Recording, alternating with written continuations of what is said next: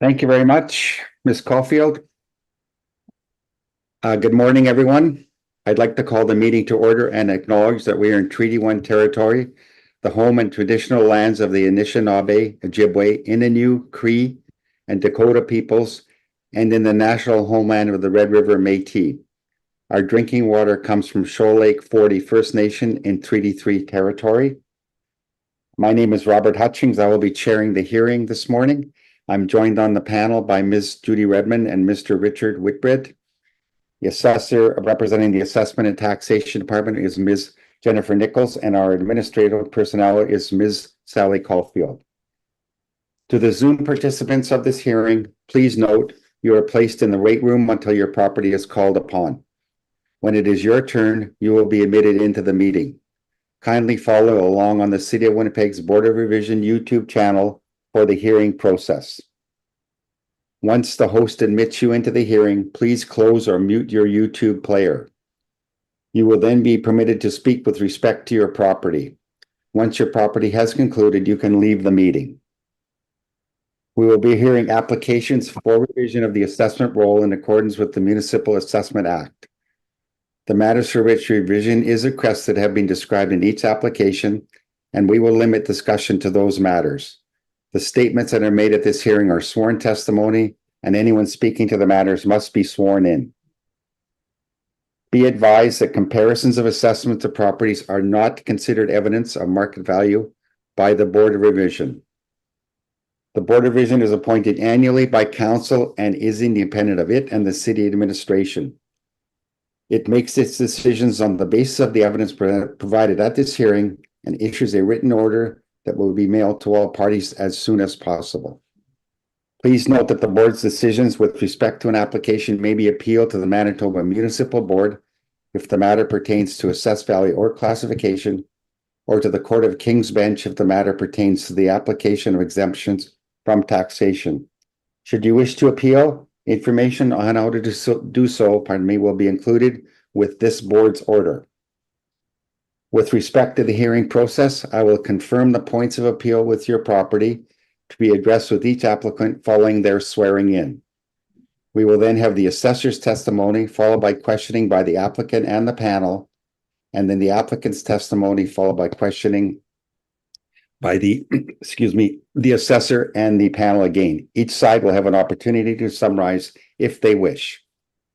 Once all the evidence about an application has been brought forward, the applicant may leave. The process will repeat for each item on the docket today. The session will close after all the applications have been heard, and the board will deliberate in private and make its decisions based on the evidence presented here today.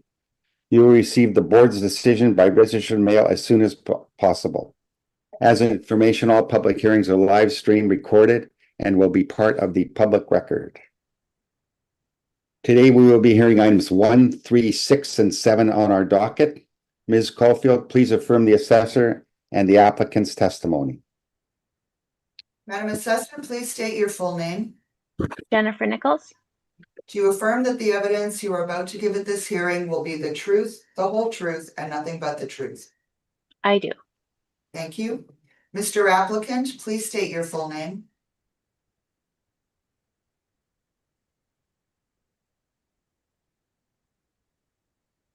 Mr. Applicant? Do you have a problem with your stream? Oh, sorry. My name is Jack Graham. Do you affirm that the evidence that you're about to give at this hearing? I think the video is a little bit off. Can you hear me okay? I can hear you, but yeah, your video is definitely jerky. I can't see any video of the applicant. Okay, can I just switch my computers There we quickly? are. Can you see me now? Or... Thank you. Yes. Yeah. Okay. Okay, please state your full name. Jack Graham. Do you affirm that the evidence you're about to give at this hearing will be the truth, the whole truth, and nothing but the truth? I do. Thank you. Good morning, Mr. Graham. Good morning.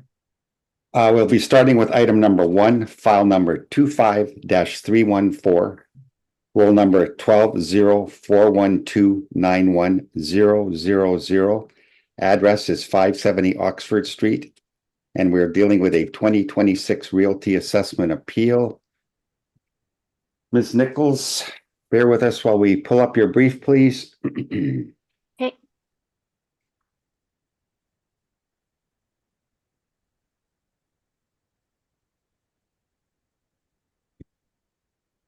Mr. Chair, please do not forget that the briefs were received late. Yes, thank you. Yes, Ms. Nichols, we do have the issue of the of your briefs being issued late, but I'm going to allow you to present this first brief, and then we're going to deal with the lateness of the delivery of the brief. So if we could start with item number 1, 570 Oxford Street. Okay, so the subject property roll number is 12-04-129-1000, 570 Oxford Street. It's located in Central River Heights. This property is a 2-story home built in 1951, does have an effective year built of 1981, indicating that there have been renovations of this home. Total living area is 1,144 square feet. This home has a full basement, which is finished, 1 full bathroom, air conditioning, a fireplace, a single detached garage. The lot size of the subject property is 4,798 square feet, and the current 2026 assessed value for the property is $467,000. So all of the comparables that I brought today are located in the same area as the subject property, all located in Central River Heights. All the properties are 2-story homes, year built ranging from 1948 to 1952, so all built fairly close to the subject property. Some of the comparables do have effective year builts, indicating renovations similar to the subject property. So for example, comparable number 4 has an effective year built of 1968, and it has been renovated. I made a note that the renovations on comparable number 4 were superior to the subject property. Comparables 2 and 3 really were mostly original, I had noted, although comparable number 3 had some flooring that was possibly replaced. Comparable number 2 looked from the photos in MLS like it possibly had an older kitchen renovation done a number of years ago, but not at the same level of renovation as the subject property on those 2 comparables. And comparable number 1, I had noted, had a bathroom renovation, as well as the basement had been renovated, but the kitchen and the rest of the house was original on comparable number 1. So just going back down to the living area, the comparables range in size from 1,144 square feet, which is the same as the subject property, up to 1,262 square feet, which is slightly larger than the subject property. All the comparables have full basements, which are finished. All the comparables have air conditioning, and comparables 1 and 4 have single detached garages, which is similar to the subject property. Comparable number 2 has a multiple car garage, so it's a larger garage than the subject property, and comparable number 3 has no garage. All of the garages are older garages as well, so none of these properties appear to have a new garage. And the lot size of the comparable properties range from 5,289 square feet, which is comparable number 4. So that's higher, that's larger than the subject property. And on the low end, 4,165 square feet, which is smaller than the subject property's lot size. Time adjusted sale prices for the comparable properties range from $416,000 on the low end. So that's comparable number 3, which has no detached garage and is original, no renovations on that property, up to $521,800 for comparable number 4, which, as I stated, had the superior renovations to the subject property. So I do feel that looking at the range in the time adjusted sale prices of the comparable properties and considering the condition of the property, the level of renovation, I do feel that the subject property at $467,000 does fall in range with the comparables. Thank you. Thank you, Ms. Nichols, for presenting the property. Now we're going to deal with the issue of the late filing of the brief. Ms. Nichols, it's noted that this brief was late to be filed to the Board of Revision. Would you explain the situation there, please?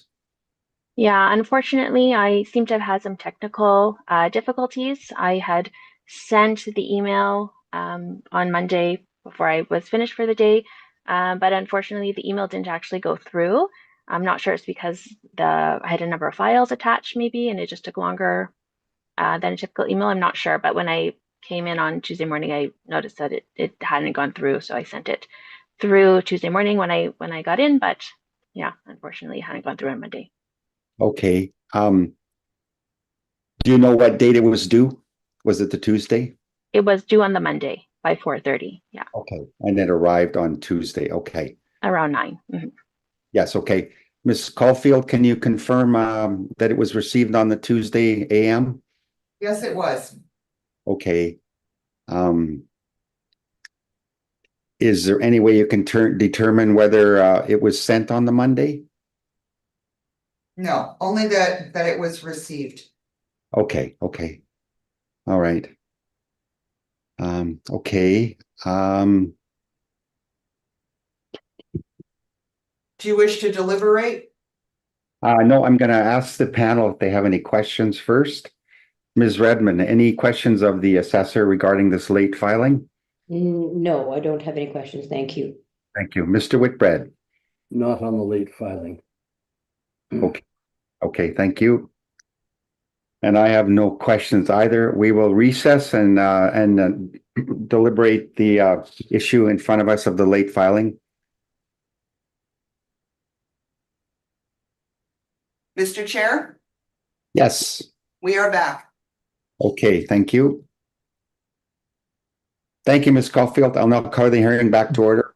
The panel has discussed the issue of the late filing, and it is our opinion that we allow the evidence to be presented.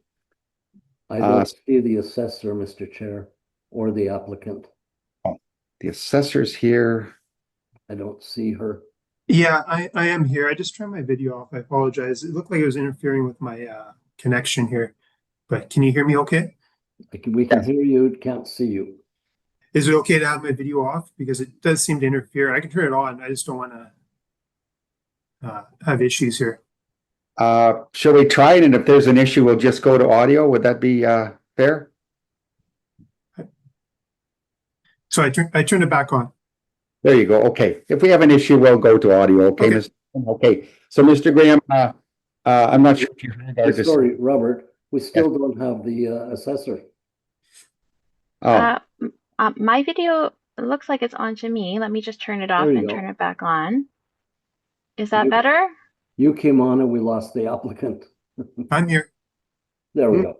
But I- now we've lost the assessor. yeah. Something- I've got the assessor and the applicant. I do I have the too. applicant. I don't Yes. have an assessor. Can you hear the Well, assessor?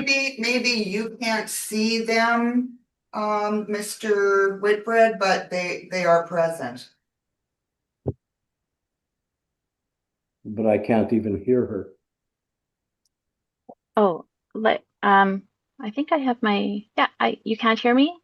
Yes, I can hear you. Now I can hear you and see you. But I've lost the applicant again. So I don't know what's going on. It's kind of weird. Oh, Board of Revision panel member, Board of Revision, no. Like I've got lots of space on my screen for everybody. Sally, shall we remove the applicant and the assessor and then retry the connect? It appears to be only Mr. Whitbread who's having issues. Yeah.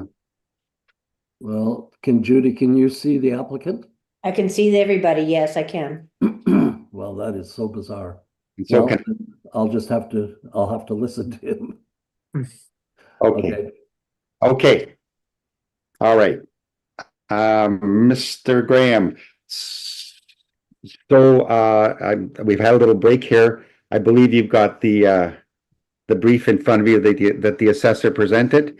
Do you have any questions related to the information presented by the assessor so far in the brief? No questions. Okay. thank I you. actually I didn't receive the brief. Was that sent by email or Yes, okay? When was that sent? it would have been sent the same day that it was received. It should have been attached to the email that you received from this office. Okay. Yeah, I did see my attachment on there, but I didn't see the assessors. All right, let me double check.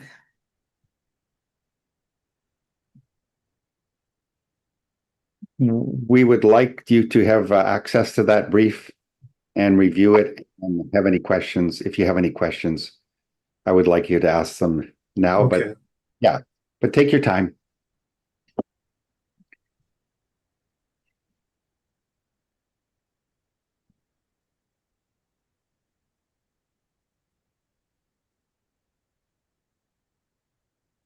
Yeah, the only attachment I have is the applicant brief. And that would have been on the Tuesday email I received from the board. You know what, you are absolutely correct. We definitely made an error on our end. So my sincere apologies. I am going to resend this. I am so sorry, Mr. Applicant. No problem. So, Mr. Graham, when you receive it, if you'd like to take time to review it, then we'll, Okay. then, okay?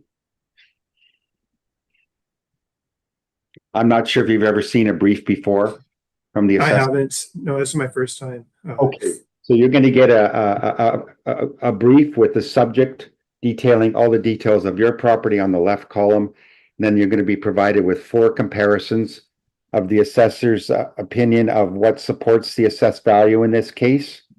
And Okay. it'll, the building type, the year built, living area, etc. All the details are listed on the left side, and they follow through on the right through the columns for the subject and the individual comparisons.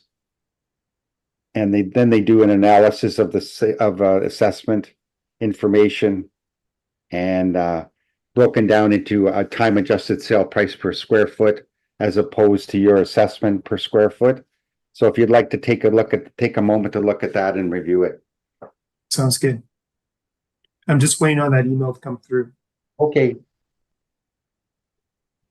It has been sent. Okay.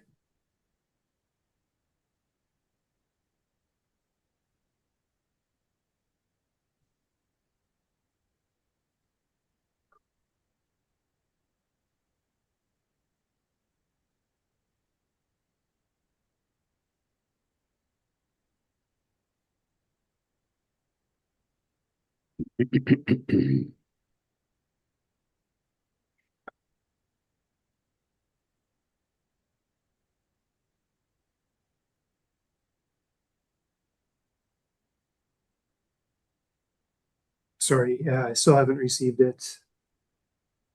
Is it possible to confirm the email address? It should be the same one that was sent on Tuesday. I'm sorry, say again? Could you confirm the email address? It should be the same email that was used on Tuesdays. Yep, that's the one that I used. Okay. Oh, just came through.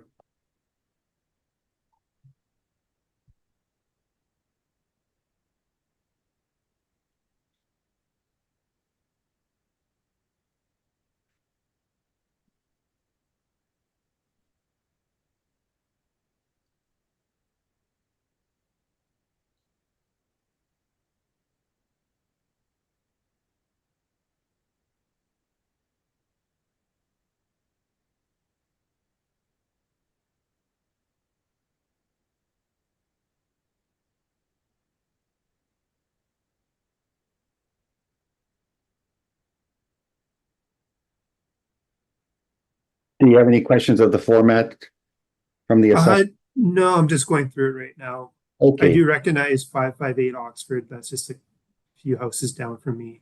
It's the identical layout and square footage.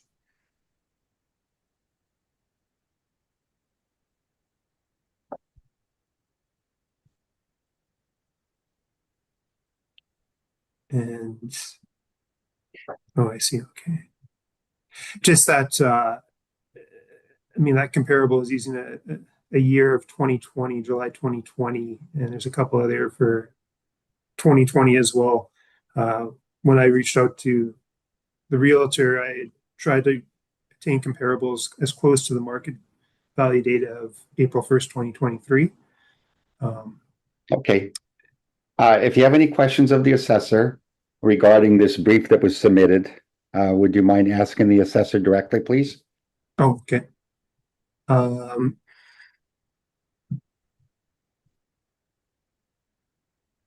Yeah, I guess were you not able to find any direct comparables around the market value date of April 1st, 2023? And I see that this value for this 558 Oxford was 377, or I guess 377 500 in 2020, and it's gone up to 440,000 for the time adjusted sale price. What evidence do you have to support that? So the time adjustment is part of the mass appraisal modeling process. So it's done by a computer system that basically analyzes all the sales over time to see how sale prices are changing over time, and then applies an appropriate time adjustment to bring all of those sales to April 1st, 2023. So that's not something that that I'm personally calculating.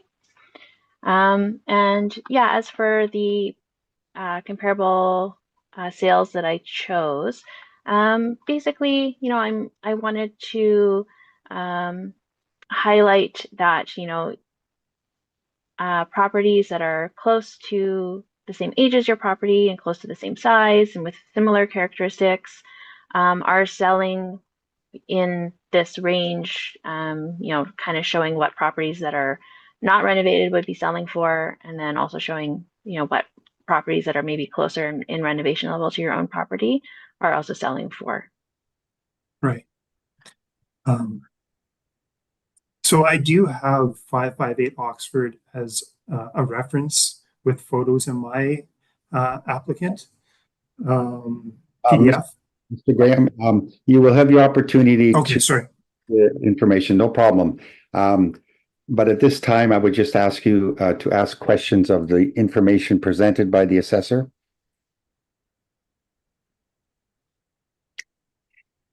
I mean, I just feel that these time adjusted values are high, and some of the features that have been included, like the double car garage, are not directly comparable to my property, as well as the other three properties are about 100 square feet larger. Okay. All right. As I said, you have an opportunity to present your information or your information after we question the assessor. So if you have any other questions, just state that you do, and we'll certainly allow you to ask them. But at this time, are you finished questioning? Finished questioning, yes. Okay, thank you. Ms. Redmond, any questions of the assessor's evidence presented? I have no questions, thank you. Thank you. Mr. Whitbread? Yeah, just a couple. Did you inspect the home? I inspected the subject property, yes. Good. And did you inspect any of the comps that you've listed here? I did not, Okay. just looking at the pictures on MLS. I understand. So if I look at number 4 on Ash Street, it seems to be a bit of an outlier from the other comps you've got. You know, Yeah, so 100,000 more in one case, 80,000, 40,000. Would you call it an outlier from the other three? I wouldn't say it's an outlier. As I said earlier, what I wanted was just to show the range in values for properties in this area that are similar in size and year built. So especially comparables 2 and 3 are definitely on the lower end because they have fewer renovations. They really haven't been updated much at all, versus comparable number 4, which has been upgraded. and I would say upgraded to, a higher level than the subject property. So to me, that's the range in value. There is a large range in value depending on the level of renovation.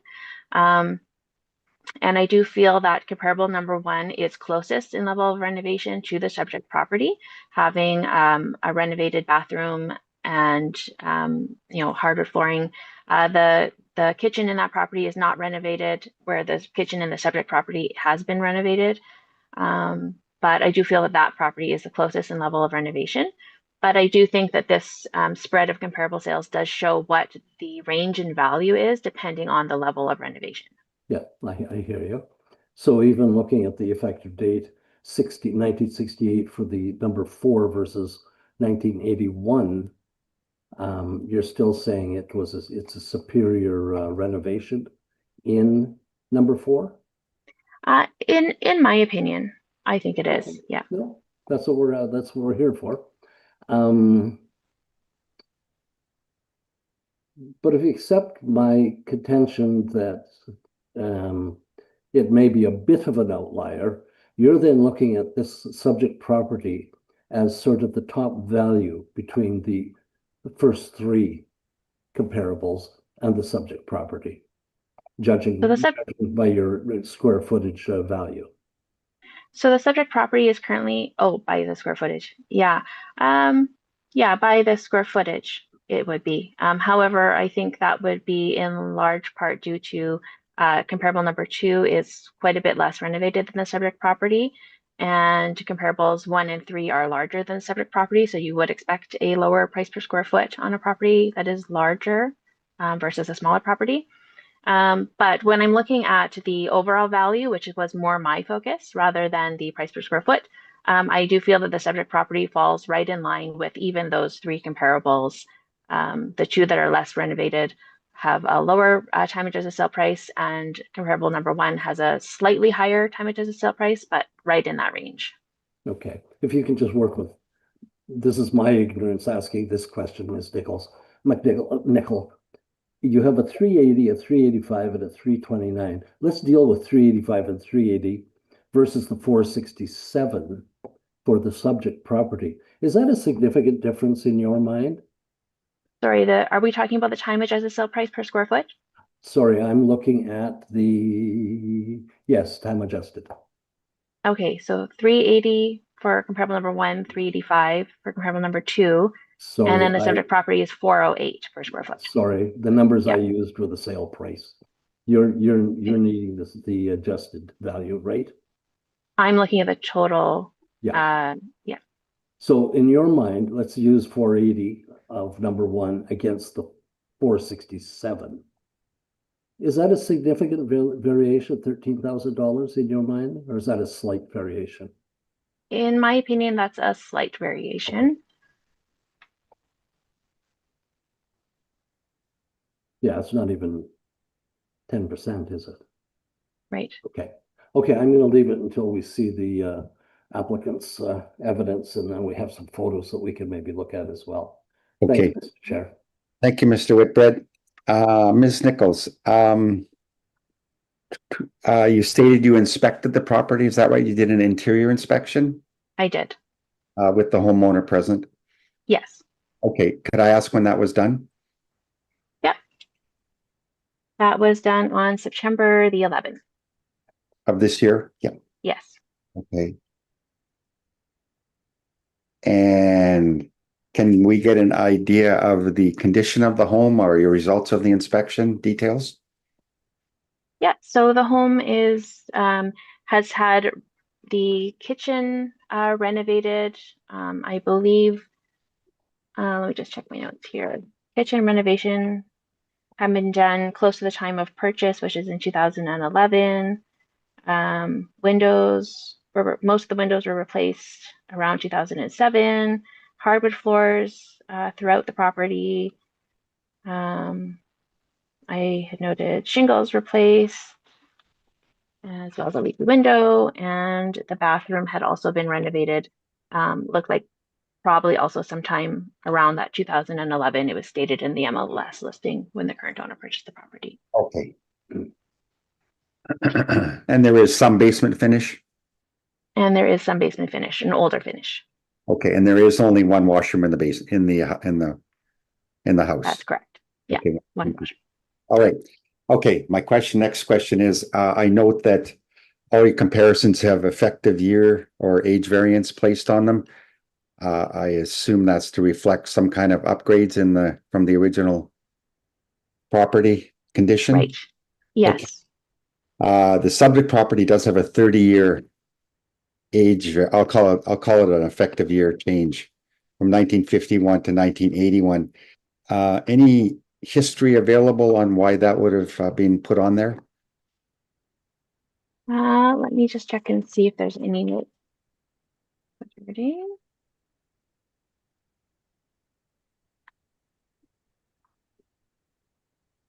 I'm not seeing any notes regarding the effective year built here.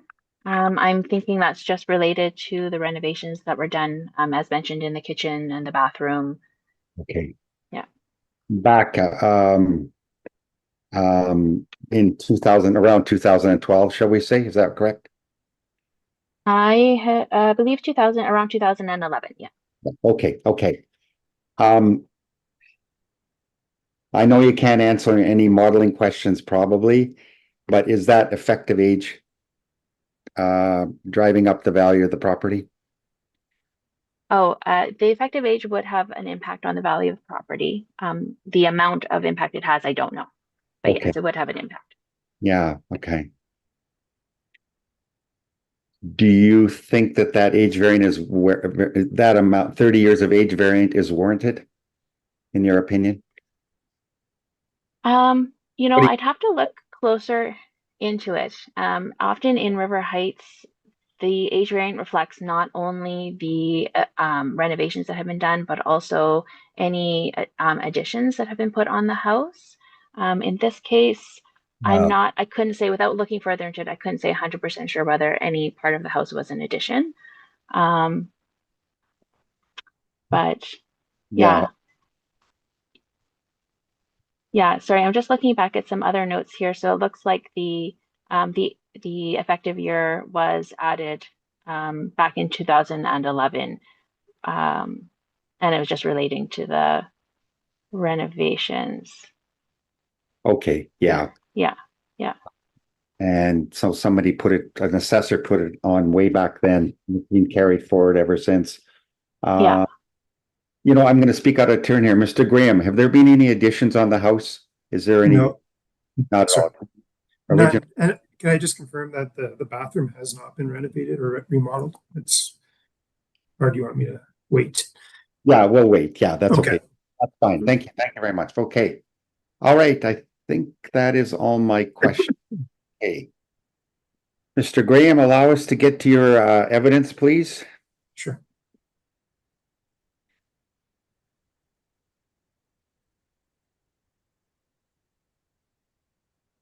Okay.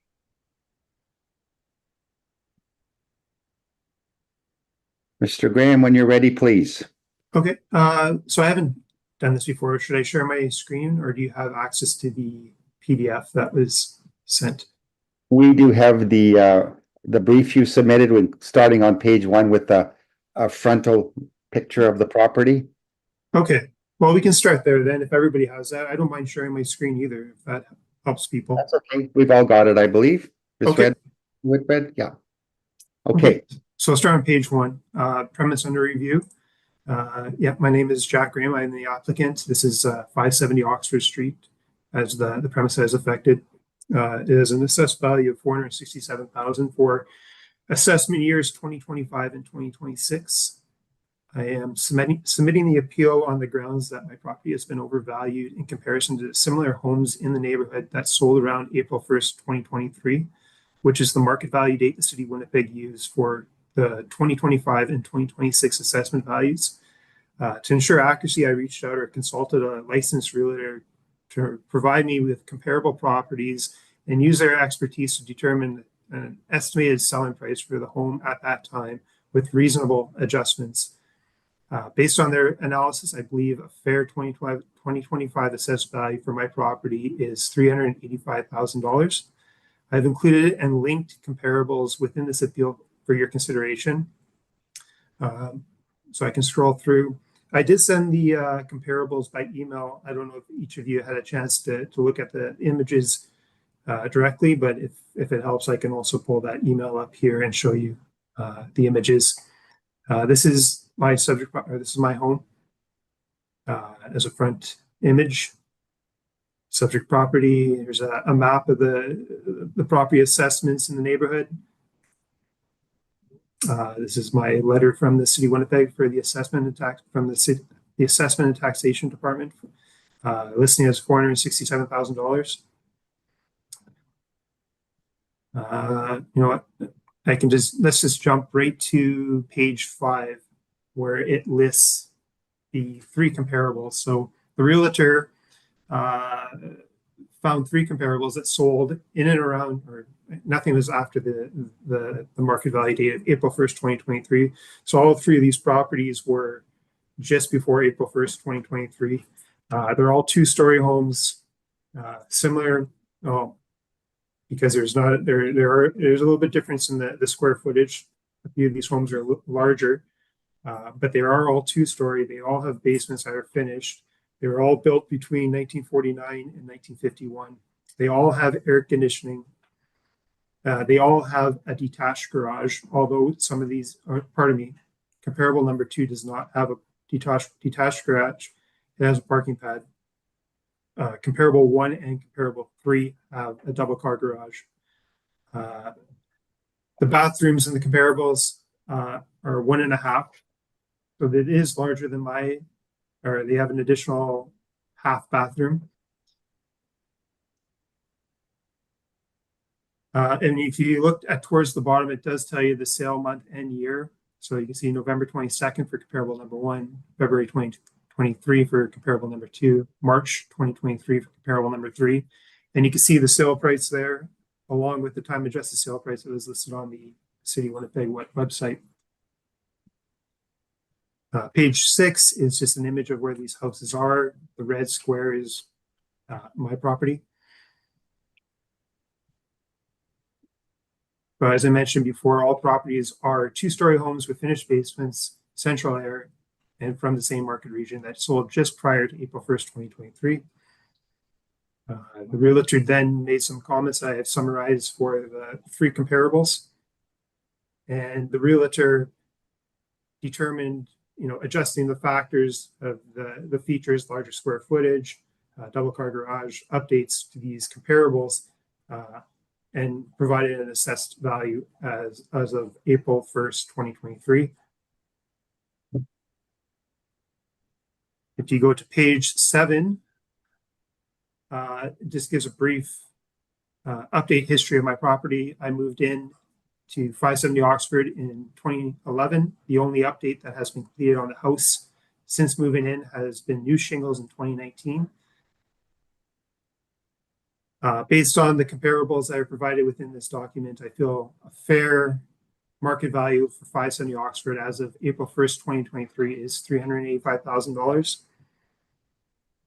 And additionally, my property has been assessed as the highest value when compared to 6 identical homes. Excuse me, Mr. Applicant.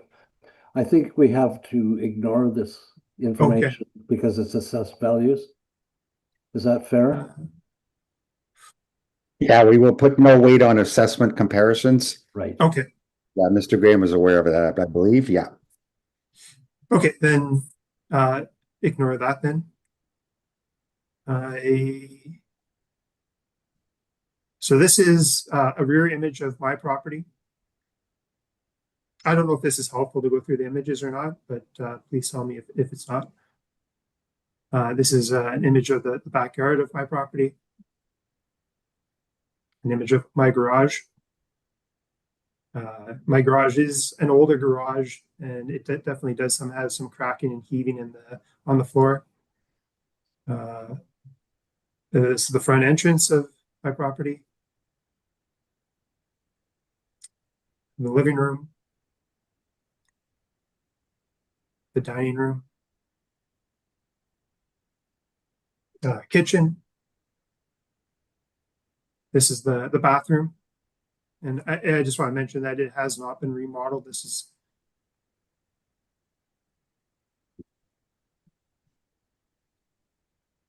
master or primary bedroom, a side entrance. And this is the basement. It is an older basement that was probably renovated sometime in the 70s. It has thin, worn out carpet. And I know some of the comparables have, a much nicer basement and has, Okay.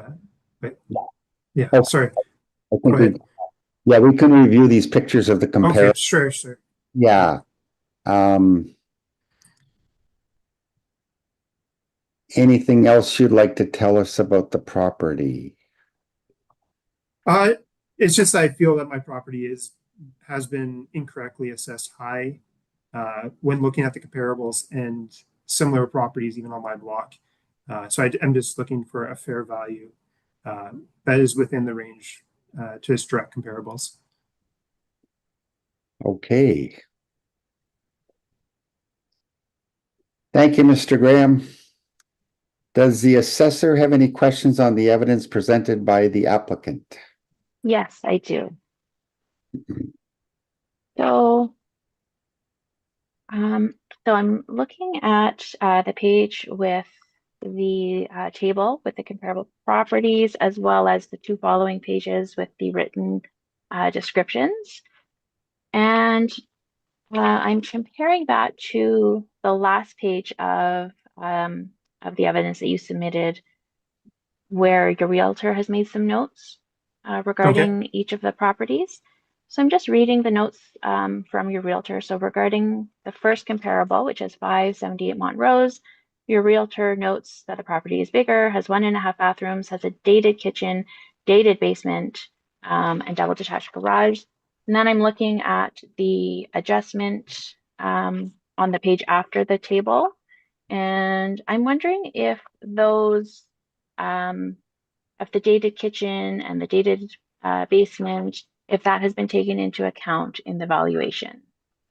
So when I'm looking at the sale price of the time adjusted sale price of just over 400,000, I guess I'm just wondering how the value went down when the property is more dated than your property. I mean, those numbers are directly from the city of Winnipeg, so I'm not sure. Are you talking about how the time adjusted sale price went down to 400,000? No, I mean how the adjustment, like, so on the page Oh, I after see the what you're saying. table. I got you. So Yeah, the adjustment is done by the realtor. She puts in a range, considering the factors. If it's, this home you're talking about is 100 square feet larger. It has 1.5 bathrooms, whereas my property is only 1 bathroom. It has some updates, upgrades. It also has a double car garage, which mine only has a single car garage that is older.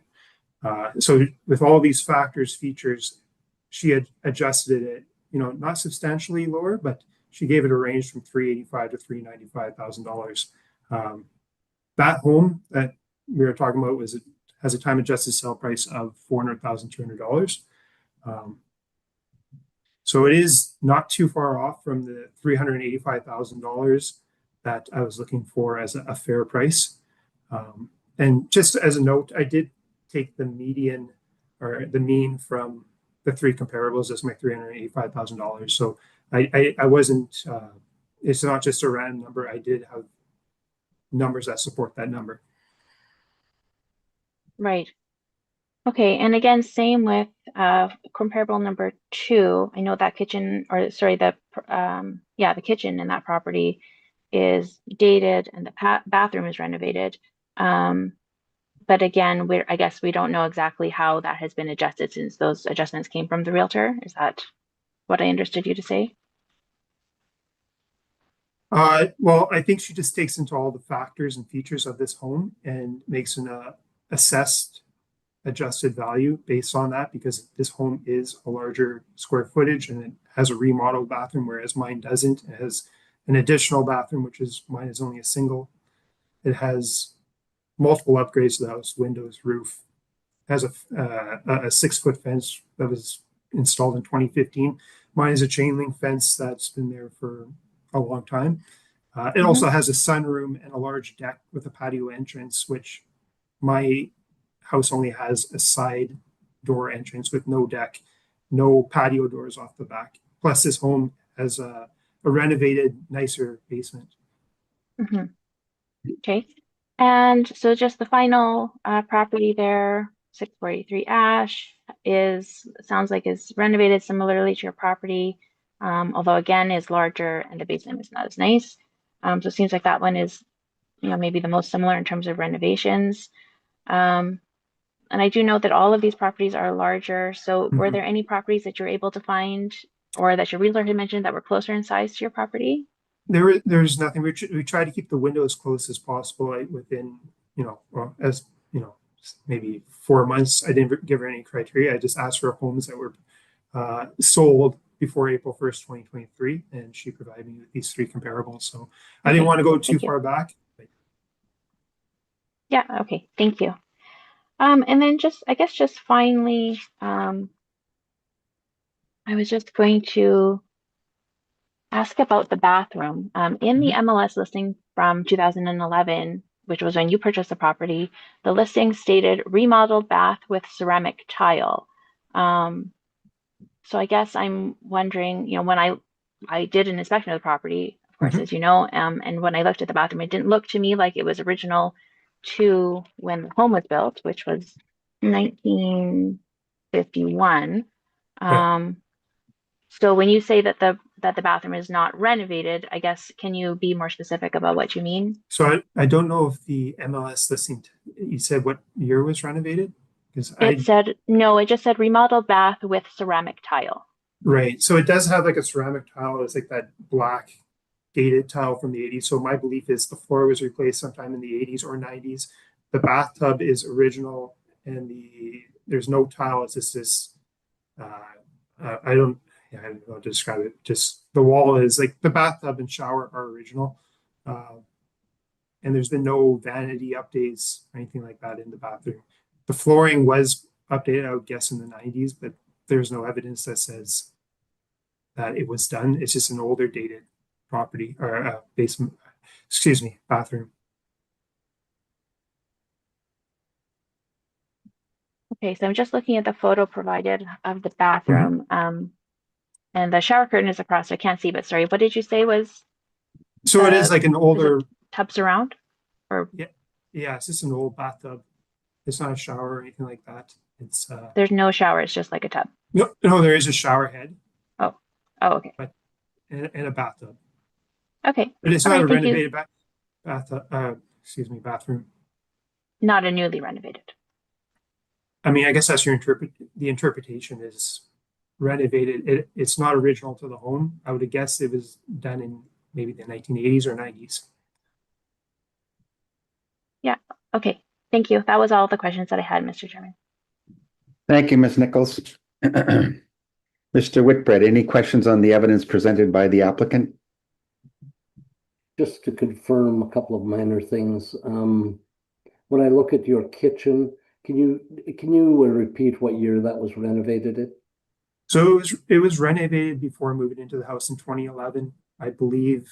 I don't have it in front of me. I think it was done sometime around 2010, and it was kitchen cabinets and countertop that were installed at that time, and I guess backsplash. And the hardwood, was that installed by you? Nope, that's original to the home. That is original to the 50s, as far as Yeah. you know? Yeah. Oh, yeah. Okay, nice. And you've given evidence on the bathroom, so that's good. What about the mechanical, heating, ventilation, air conditioning? Have you done any work on that since you purchased? Haven't done anything. I expect they'll probably go soon. I think they were installed in 2005. And was the roof replaced? So just the shingles were replaced in 2019. That's what I mean. Sorry, were the shingles replaced? Correct. And what year? 2019. Okay. I have no further questions. Thank you. Thank you, Mr. Whitbread. Redmond, any questions of the applicant? I was gonna ask questions about the kitchen and the bathroom and the shingles, so it's all been answered already. Thank you very much. Thank you. Mr. Graham, I'm looking at your brief and I'm looking at the comparisons you provided.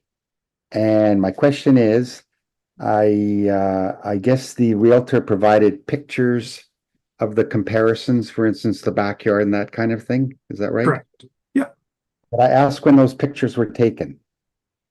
they would have been from the MLS listing, so it would have been as close to the time the property was sold at. Okay, so the pictures do reflect the characteristics present at the time of sale, not current, present day. Okay, Correct. Yeah. perfect. Thank you. And you're asking for an adjustment to $385,000 or about I did an analysis here, $327 a square foot. Yes, that's correct. Okay, and your comparisons were about approximately 315 to 320 per square foot, time adjusted. I don't know the square footage. I didn't break it down by that, but that does sound comparable. Okay, and all right. And you're located between Corydon and Fleet. closer to Corydon and Fleet. Okay, perfect. All right.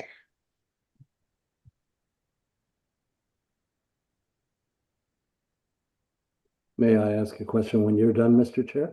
Of course. Did you have a market valuation done on the property? So are you talking back in 2023 or recently? Recently, in the last 5 years. Yes, I did have one earlier done this year as I was going through a divorce, so I need to sell the house. So, I mean, if that's relevant, I can submit No, that. it's actually post-reference. We don't want to look after Okay. 2023. I'm wondering in that time frame back in 2022, 2023, if you had any.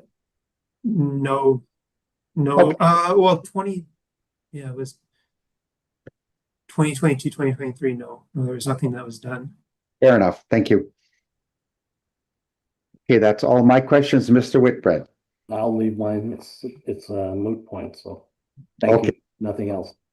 All right. We've got a clear picture of what you're asking for, Mr. Graham, and the description of the home and everything.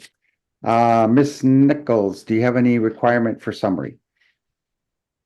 Just briefly, Mr. Chair, thank you. I'm just going to say that the comparables that I brought today are all pretty close in size to the subject property as well as your built. And I do feel that the comparables really show what the range in value is, especially looking at the actual sale prices, really show what the range in value is for properties in this area, depending on the level of renovation. Thank you. Thank you, Mr. Graham. Requirement for summary? Yeah, I just my value is based on a value from an independent consulted realtor looking at 3 different comparables as close as possible to the time of the market value assessment. I feel like $385,000 is fair, and it's not my assessment. This is a realtor, a licensed realtor that determined these values, and it accounted for features and differences between the comparables. Thank you. Thank you, Mr. Graham. Thank you for appearing, and you shall hear from us as soon as possible. Thank All you. right, I appreciate it. Thank you, everyone. All right, bye-bye. Bye. That concludes item number 1, 570 Oxford Street. We'll move on to item number 3, file number 25-309, roll number 120525, 53000. Address is 335 Niagara Street.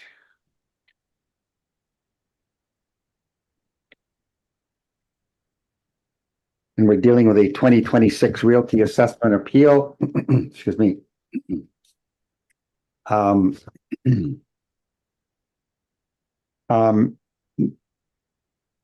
Ms. Caulfield, any representation from this property at all? No, we received no communication from this applicant. Okay. So we'll consider them absent. We do have the issue of the late filing, again, with the assessor filing. Can you quickly explain, Ms. Nichols, the situation there, as this is an individual appeal? Yes, so I had attached all the files to one email on Monday afternoon and sent the email, and then was done work for the day, so left. And when I came back on Tuesday morning, I realized that the email hadn't sent. I'm not sure why. I'm thinking it might be related to the file size. And so I sent the email again right away on Tuesday morning when I realized it hadn't been sent. Okay, thank you. Mr. Chair, did you want to move this to the end of the docket? Yes, yes, you're right. Okay. In the absence of the applicant, the property address will be moved to the end of the docket. Thank you, Ms. Caulfield. Thank you, Mr. Chair. And we will deal with the late. We'll have to recess here, Ms. Caulfield, regarding the late. Now,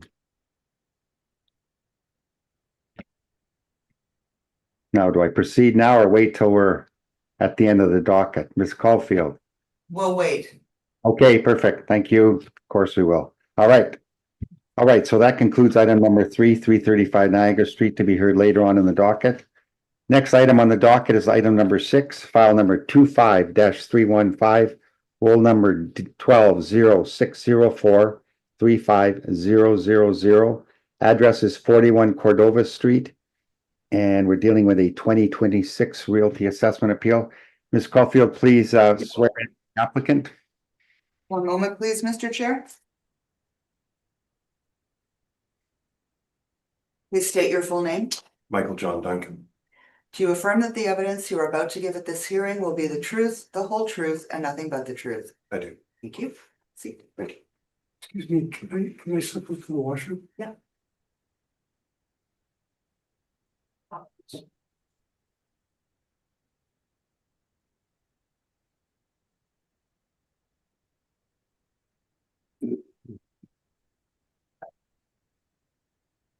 Good morning, Mr. Duncan. Morning. Okay. First thing we're to do is deal with the late filing by the assessor. Ms. Nichols, can you please detail the situation of the late filing? Yes, on Monday afternoon, I attached all the files that I was submitting for this hearing to an email, which I sent to the board. And then I was done work for the day, so I just logged off. And when I came back the next morning, I realized that the email hadn't actually sent. And so I sent it right away on Tuesday morning when I realized that it hadn't gone through for some reason. Thank you. Ms. Redmond, any questions of the assessor regarding the late filing? No, that's fine, thank you. Mr. Whitbread? I have none. And I have none either. Ms. Caulfield will recess and discuss the late filing. Thank you, Ms. Caulfield. I will now call the hearing back to order.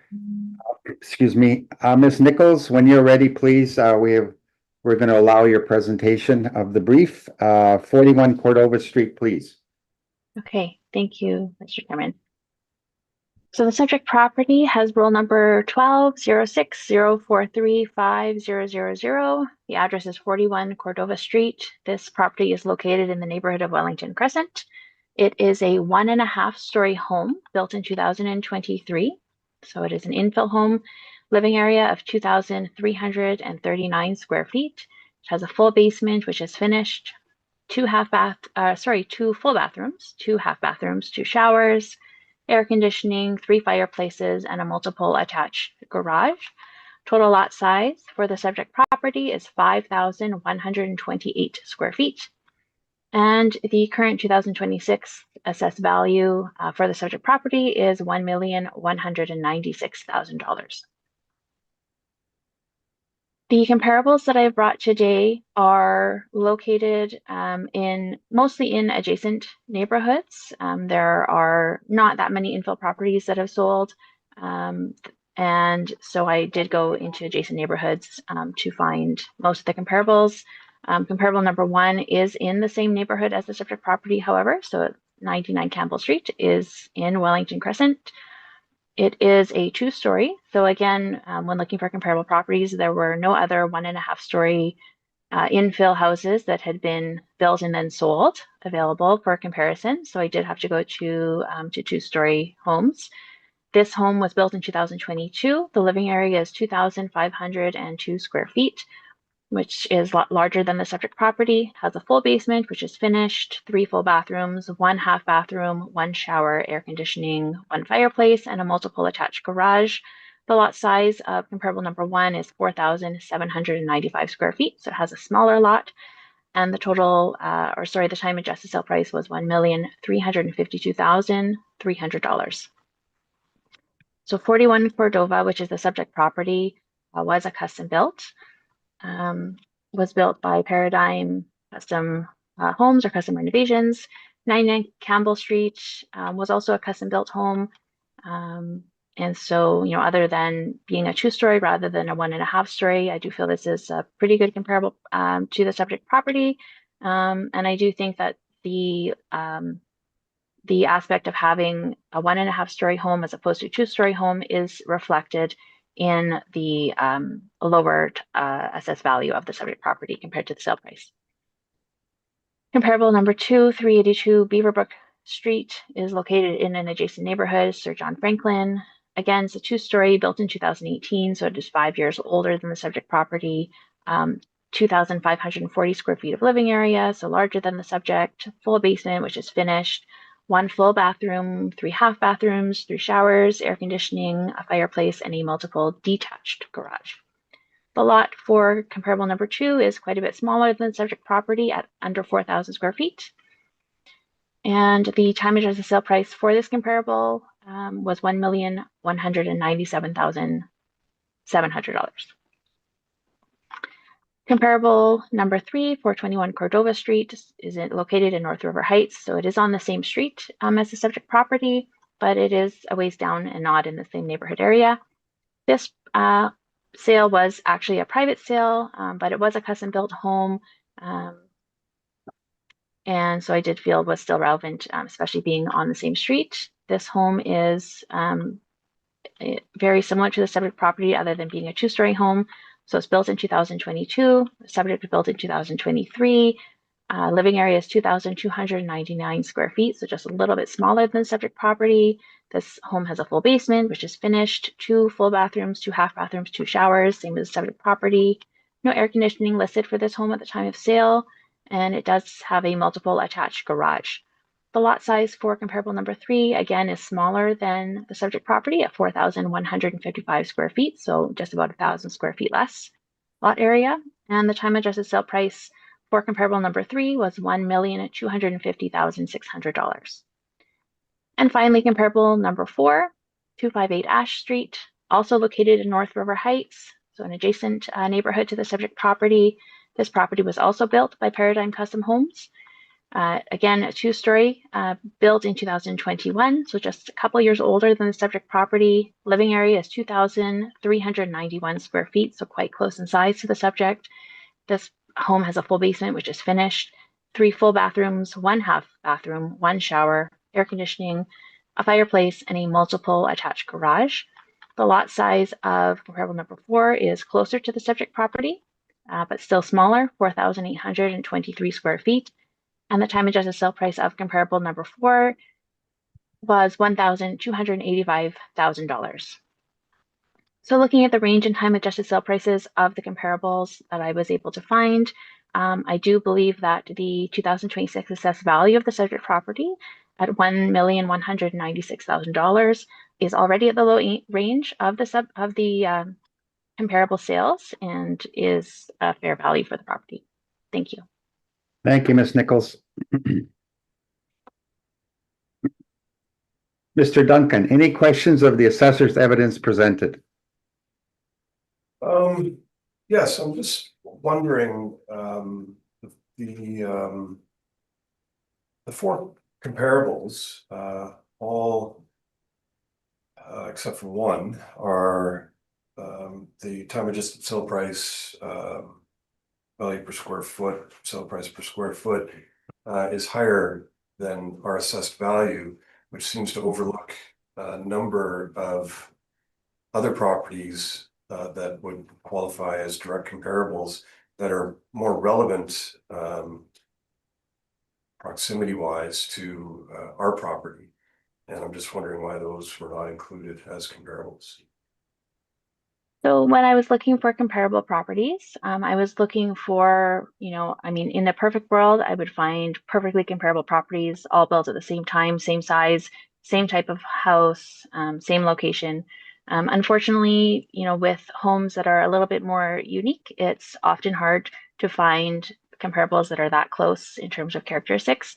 So although I was able to find one property that I felt was fairly similar and was located in the same neighborhood as your property, for the other properties, I did go to adjacent neighborhoods just to keep the rest of the characteristics of the homes as similar as possible to your home.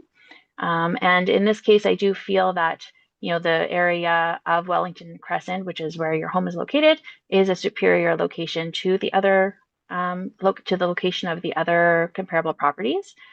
And so I think that it's already being taken into account, or it's already like the value of your property is already on the low end, despite the fact that the location is superior to comparables 2, 3, and 4. Okay, so that's a bit subjective. You're Um, still haven't Mis- really answered my question about overlooking. Mr. Sorry. Duncan, excuse Yes. me, sorry. This is the evidence presented by the assessor, and that's what I'm gonna ask you to ask questions on. If you Right. have an opinion of different comparables, the time to present would be in your presentation, but right now we're just questioning the evidence presented by the assessor. Yes, okay. Fair Okay, enough. yeah, thank you. Okay. Any other questions regarding her evidence presented? No. Okay, thank you. Well, I should say, Go ahead.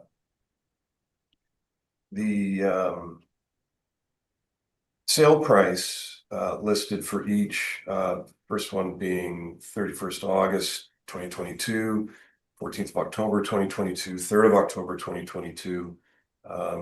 Those three in particular, and the last one being June 28th, 2021, are all listed at the peak of the real estate spike in Winnipeg, which by reports would be somewhere around midway through the year into third quarter.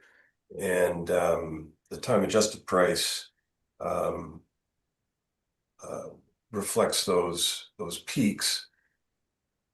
So again, I'm just wondering why there weren't other comparables selected that would be more relevant to the base date of April 1st, 2023 after the peak. So, Believe oh, she's that these are the comps that she's presented, and time adjustments are reflecting a lower selling price per square foot to reflect, I think, your question. So I don't mean to answer for the assessor, but this is the evidence presented. And again, you can present your evidence if you think this is wrong. Okay, thank you. Thank you. Any other questions? No. Thank you.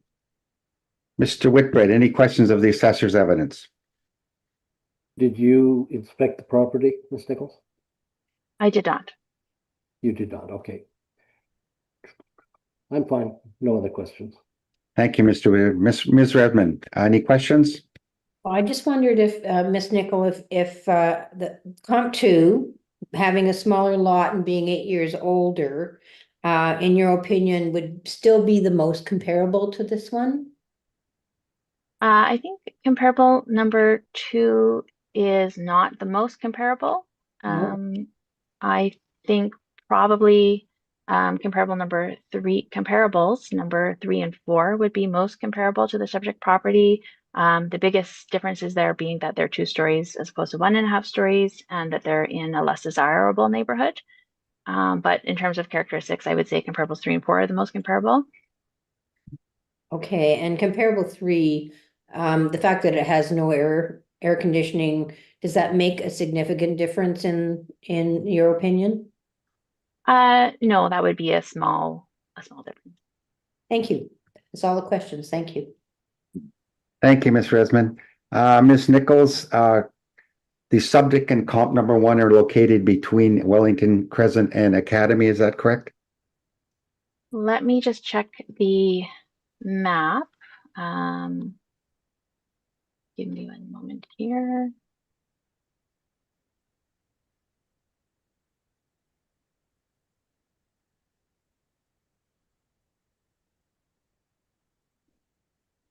So comparable, right? Yes, between Wellington Crescent and Academy Road. Yes. Okay, and comp 2, 3, and 4 would be located between, one is between Academy and Grosvenor. One is south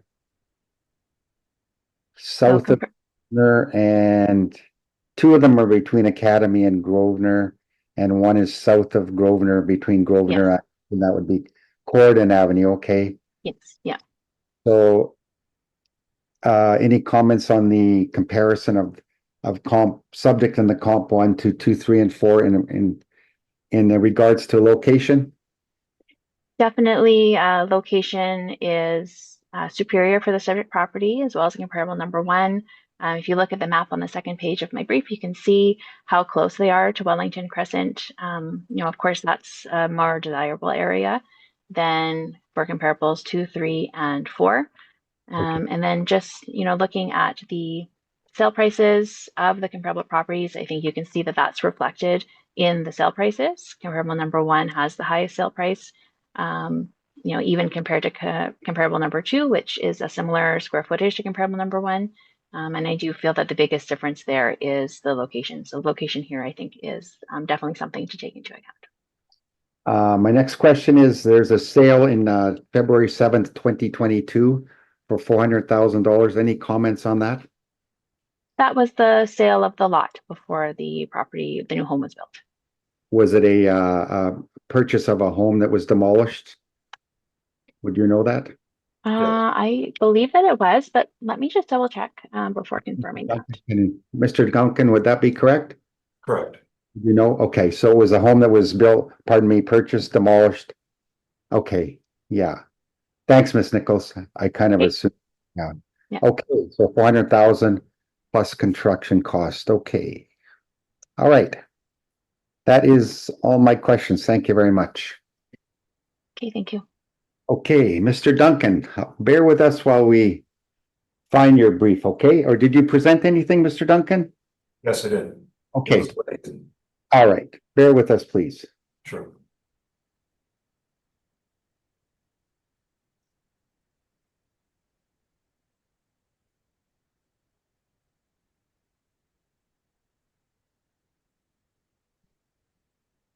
Okay.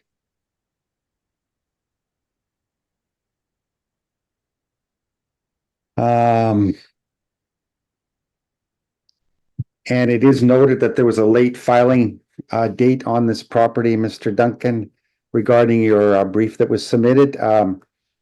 We shall deal with that now. Would you like to comment on that late filing? Yes, my apologies. I was traveling over the weekend and was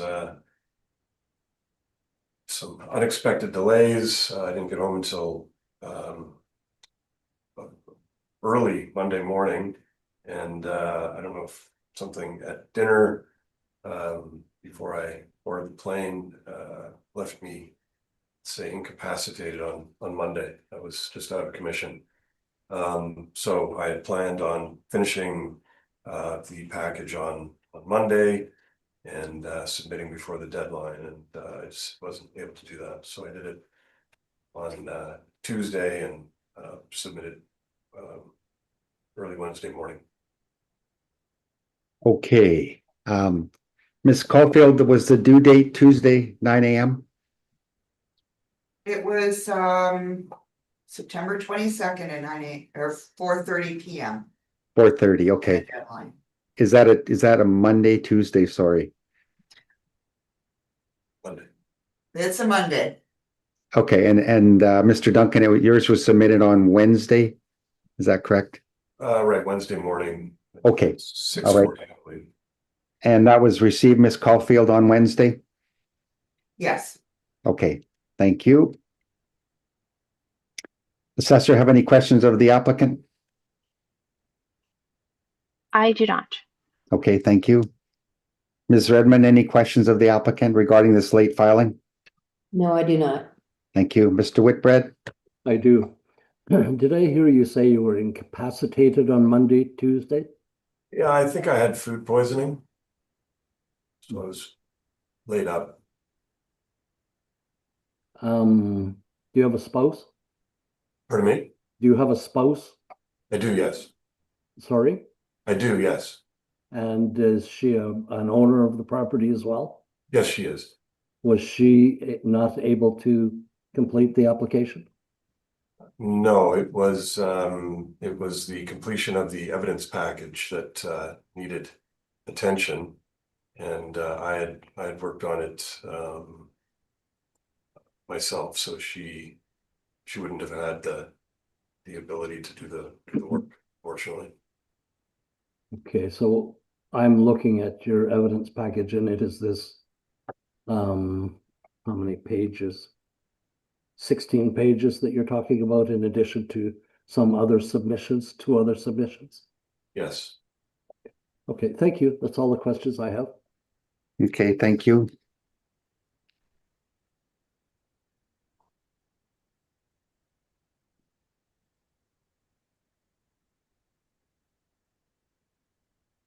All right, I have no questions for Mr. Duncan. Ms. Caulfield, we shall recess and consider the evidence presented regarding the late filing. Thank you, Ms. Caulfield. I'll now call the hearing back to order. We have decided to accept the evidence. But Mr. Duncan, I'm gonna make a statement here about the evidence you presented. We've quickly gone through what you presented, and we're only gonna consider evidence of comparable sales in the area or in your presentation to support your adjustment and assessment downwards. So much of this material, if you're going to go into comparisons of assessments or any information that doesn't have addresses on it, we're not going to consider it as evidence. And I will tell you then whether we should just proceed further, because you've submitted a lot of evidence here. And from quickly looking at it, I'm not sure how much of it is relevant to comparable sales to support your request for reduction in assessment. All I right. don't, but I understand your point about assessment values, and the reason that we did include assessment values in our investigation anyway is because the base of this case is on the supplemental assessment that increased the assessed value from 947,000 to the current 1.193 million. And so we wanted to look at 3 things: the assessment comps, because it's a new build, and then comparable sale prices from 21 to 23, and then the comps in the relevant area to establish rank hierarchies and then finally market trends. okay. Well, we'll as we go through it, I'm gonna make a judgment on whether it's relevant or not, because there is a lot of information here that possibly we're not going to put any weight on. We will not look at assessment comparisons at all. We're looking at market evidence to determine whether a property is underassessed, correctly assessed, or overassessed. Okay, so I would ask you to be I would ask you not to read word for word the No, whole I have presentation. a summary. Okay, yeah, and I assure you we'll review it when we're in camera, making a decision on both parties' presentation and how they affect the assessment that we're going to either maintain, reduce on the property. Okay, so we are going to accept your presentation, but with those limitations. Okay, I will I will rule as we go through whether I think it's relevant, and maybe you can just proceed past that, okay? But I assure you we'll review it in camera. Sure. Okay. Okay, Mr. Duncan, when you're ready, please. Okay, well, first, let me thank the board for accepting the evidence package beyond the deadline. I appreciate it. So I do realize that this 7-page appeal package is extensive, so I have summarized it here. And our evidence demonstrates that the 2025-2026 assessment of $1.196 million, $511 per square foot overvalues our property by 7 to 15%. Mr. Duncan, I'm sorry to interrupt. Could I ask what page you're reading from right now? This is a summary. Where would that be located? Not included in the package. Oh, Just to summarize. Okay. The details so that it would probably take me 45 minutes to read through that, and it'll take me about 10 to read through this. okay, perfect. Thank you. But if I could interrupt, Mr. Chair, he is talking about the second paragraph of his letter. Okay, On page, I have, I'll call it page 1 of the first package I received, and it looks like it's from him to the clerk. It looks like an email, maybe. Is that correct, Mr. Applicant? You're talking about 7 to 15%. That's in the second paragraph of this Yes, document I'm looking at. So Perfect. the summary will go through the evidence in order, highlighting key elements from the introduction, comparable properties analysis, discrepancy and assessment increase, sales data analysis, and key findings. And I'll identify where I'm at. okay, thank you.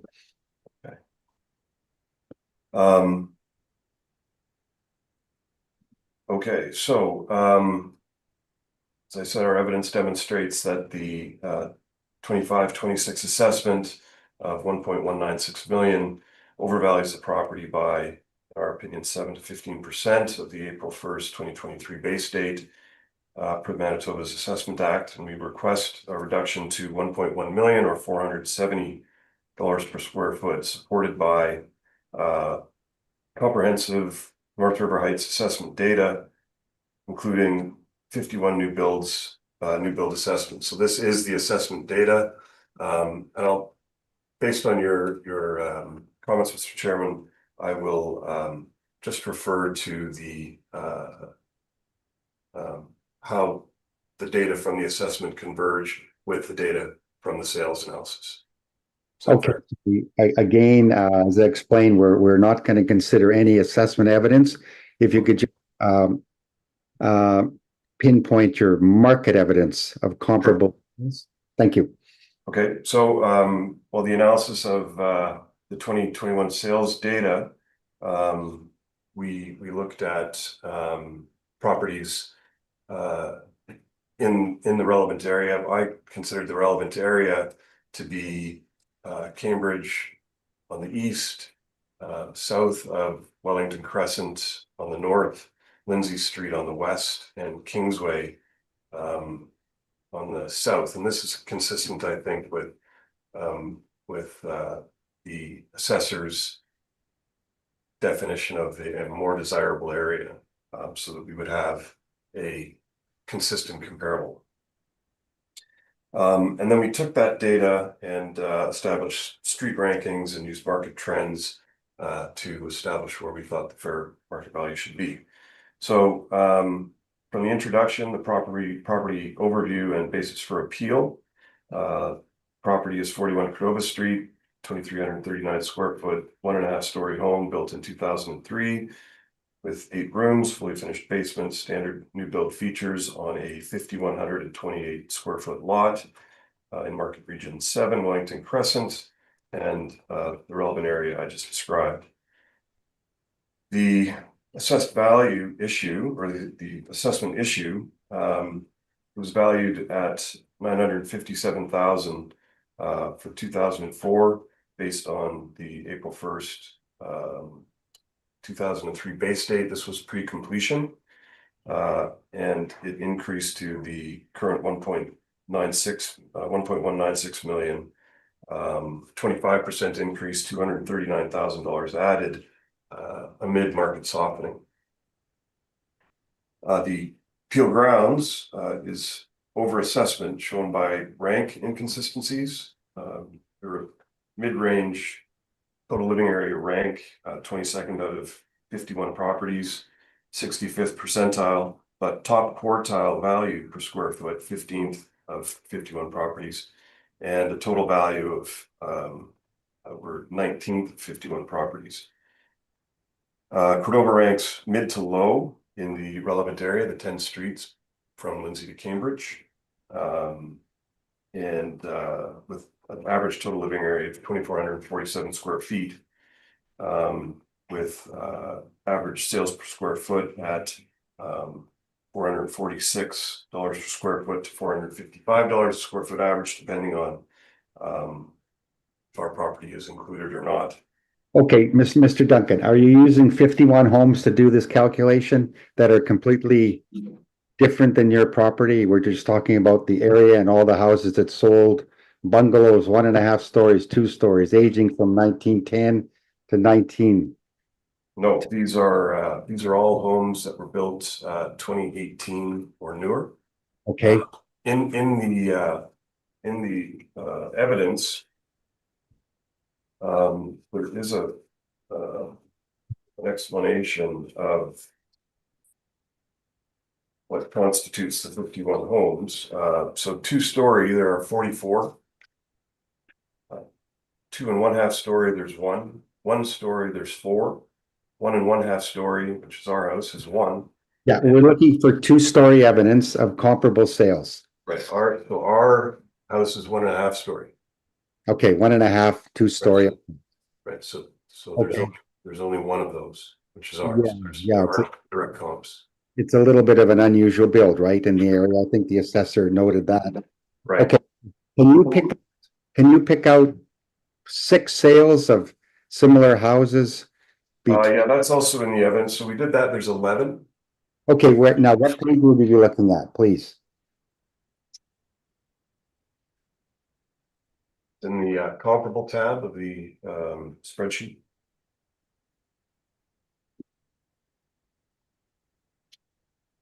And what page would that be? Which, sorry, the comparable tab, okay? Yeah.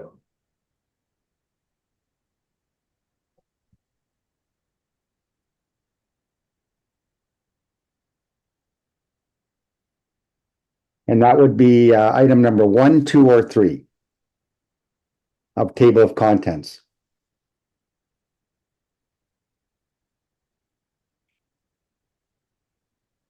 I've got three table of contents, 253151, 253152, 253153. Which tab are we referring to, please?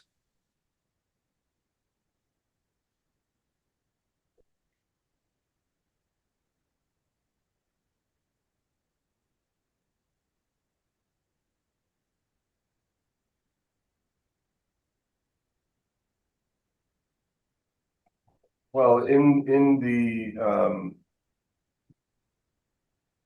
do you have the Excel spreadsheet there?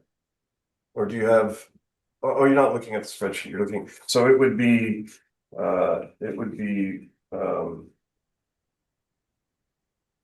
sorry, I have it printed here. So it would be the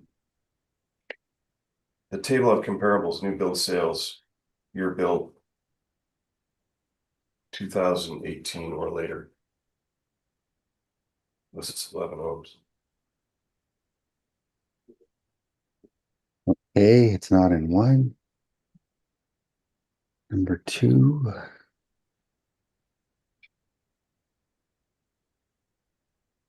I'm very lost. So am I. Sorry, I didn't receive the brief until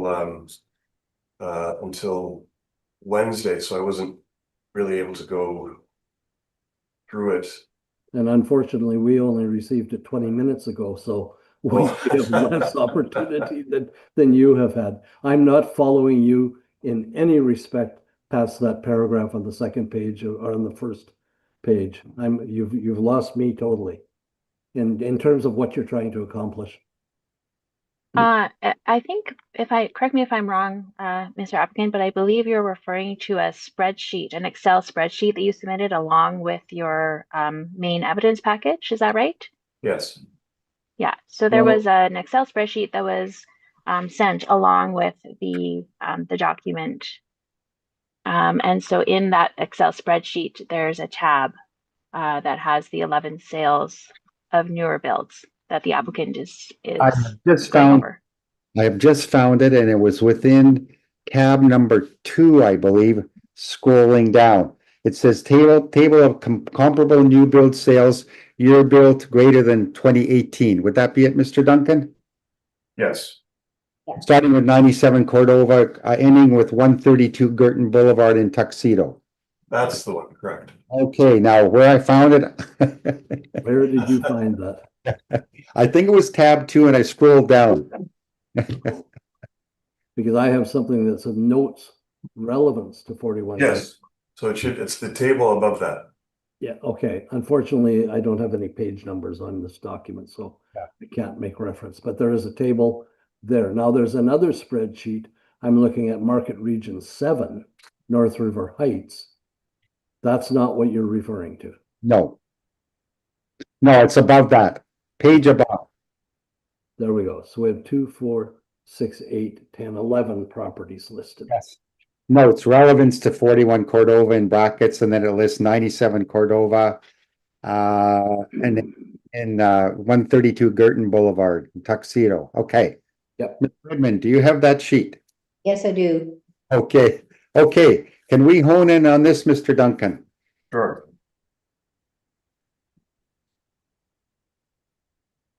So, the comparable properties analysis, further demonstrating overvaluation, the key metric value per square foot normalizes, North River Heights average is $456.70 per square foot.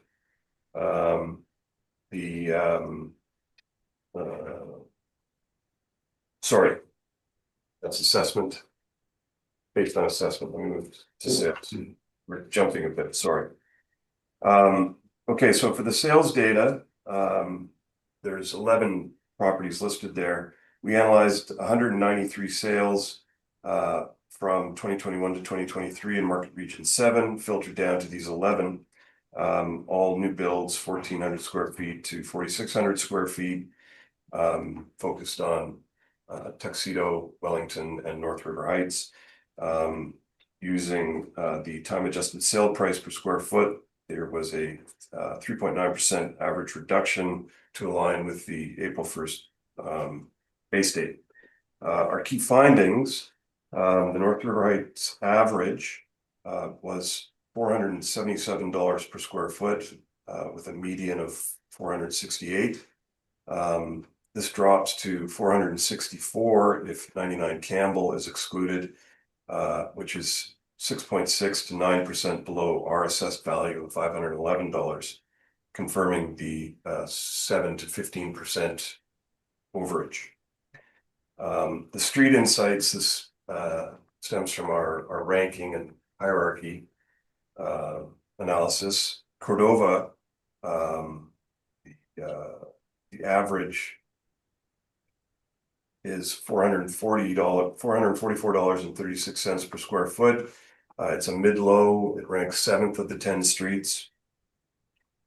Campbell is $478 per square foot, 4th in the ranking of the 10 streets. The assessment implies a 15% street premium, inflating the ranks. The year trends, 2021, 2022 builds are $465 per square foot average, $449 excluding 99 Campbell. 70% of the sales show a 4.2% adjustment, contradicting the 25% uplift that our property had applied. The market decline, it was a 3.9% average. The adjustment aligns with the 3.3% Winnipeg drop. And our mid-range peers in this data brings it down to 461 per square foot. So the relief support that we were requesting, the medians and the averages cluster at 465 to 470, validating the 1.1 million as equitable in our eyes. Okay. Could we go to that table of comparables that Yes. we've all got there, and can you detail, I don't mean to interrupt here, but and we're not questioning right now, but you've got some of them are out of the Wellington Crescent to Academy location, is that right? Yes, just because we were showing the impact of outliers and Okay, removed from the averages. okay. All right. So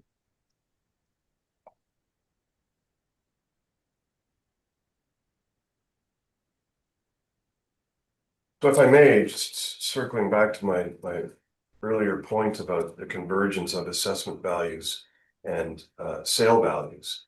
No, we're not going to go there. We're not going to go into an analysis of averages, percentages, increases for assessment purposes. We're just looking at the market value, please. Okay. So that's why I'm asking you to refer to the page we're talking about, the comparables, new build sales built later than 2018. And I believe you touched on the time adjustment change. That's where you're going, that the assessment should be lowered. And I think the assessors time adjusted sales show there was a decrease, and that's what they're using to defend the assessment. So all we want, yeah. Right. Yes. Go ahead, sir. Well, we're using comps that are two-story. Our build is a 1.5 story. We know from the build and dealing with real estate agents that that would be less desirable on resale. I happen to think that's subjective, but that is the advice that we were given. And there, I think, needs to be some sort of adjustment for that difference in build type. It is significant. Okay. Anything else? I also think that looking at comparable sales in the relevant area, they align with the $470 per square foot valuation that we're suggesting reflects market value as of the base date. When you have that, you know, the assessor chose 4 properties, 3 of which have a higher value than ours, which is quite difficult to do. And we were able to find out of 193, there was most of them were lower based on the ranking. So we feel that looking at the sale price averages in the relevant area and the fact that we have a unique hybrid build type at 1.5 stories, that we are overvalued by 7.5 to 15%. When in fact, when we built the house, it's important to note that obviously we would look at what the operation costs would be going forward. And you know, unfortunately, at that time, we did look at the assessment values. We've lived in the area for a long time, so we assumed that our assessed value would be in the neighborhood of $440 to $450 per square foot. So when we were shocked when we saw the supplemental assessment increase by 25%, given the market conditions at the time. We paid, you noted at the beginning that there was a sale. We paid $400,000 for a lot that had just recently traded for $350,000 because of the market conditions in 2022. And the market conditions softened. We paid historically high raw material costs for lumber. In fact, the trusses, it's the highest price of trusses in history. Okay. And those. We shall get into the cost of construction of that in questioning probably, but Sure. okay, all right. So bottom line is you're asking us to adjust it to $1.1 million That's or $477 a square foot. Is that right? correct. Okay, 7. okay. All right. And in summary, you think the 1.5 story build is inferior to the comparables? Okay.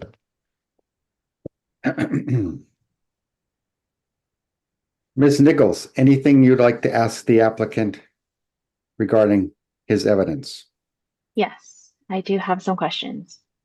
So maybe we can start just by looking at the comparable table, the one that has the 11 new builds on it. So I'm just looking at that table there. And so I'm noticing that, I did notice that there were some differences in the time adjusted sale prices. Looked to me like they were correlated mostly based on the size of the home. So I did choose out 3 properties that I felt were closest in size to your home, to 41 Cordova. So I'm just looking at 203 Cordova, 99 Campbell, and 340 Waterloo. And so I guess I'll just start by asking, so, when I'm looking at these 3 homes, the 3 that I've just mentioned, I did notice that 203 Cordova did seem to be a little bit of an outlier in terms of those 3. So, I guess my question is, did you look at all into why 203 Cordova might have sold for less than the other 2 comparables that are similar to your home? I don't know those details, no. Okay. So I did look on MLS for 203 Cordova just to see if there was anything there, and it did MLS noted that there was landscaping that needed to be done, as well as this property does not have a finished basement. Are those things that you would agree would reduce the value of the property? Certainly, yes. Okay. And But so I guess I don't think that it would increase the value of the property by $102 a square foot.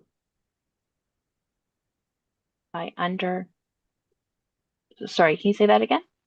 I don't think that it would increase the value of the property to the same to reflect the same increase. The $239 or $239,000 increase that we were applied. Right. A finished basement and landscaping shouldn't cost $239,000. Well, yeah, I guess, there's, even ignoring the landscaping, a finished basement on a home that is 2,600 square feet would be fairly substantial. But not $250,000. Well, I guess, I can give you an estimate of how much I feel that could add in value.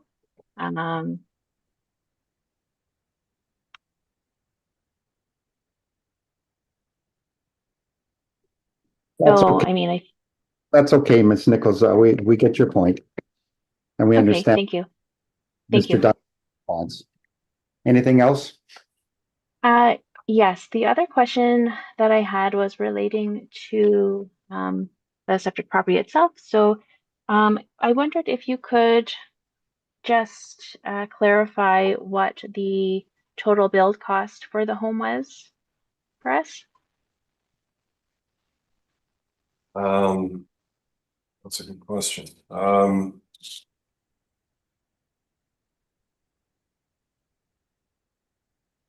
Bill.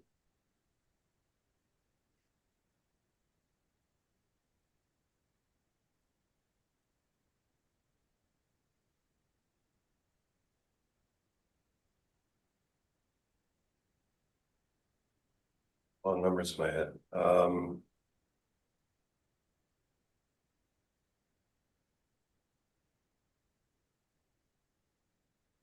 I'd prefer to submit that after the fact, if that's possible, just because the numbers that I have in my head include things like furnishings, electronics, and things that don't really stay with the house.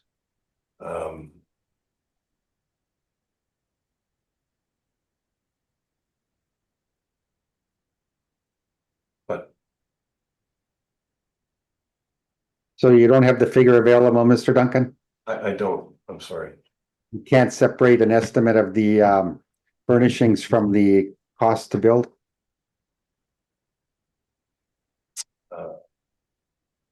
If you can't, that's okay. We'll consider it unanswered. Oh. Okay. Okay, so you can't provide to us. Okay, Ms. Nichols, anything else? Yes, I wondered if you could please go through the I guess the quality of finishes in the home.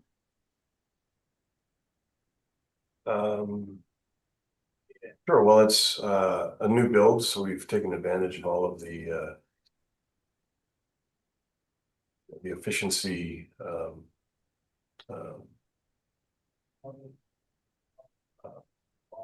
opportunities. I would say that it is standard build quality.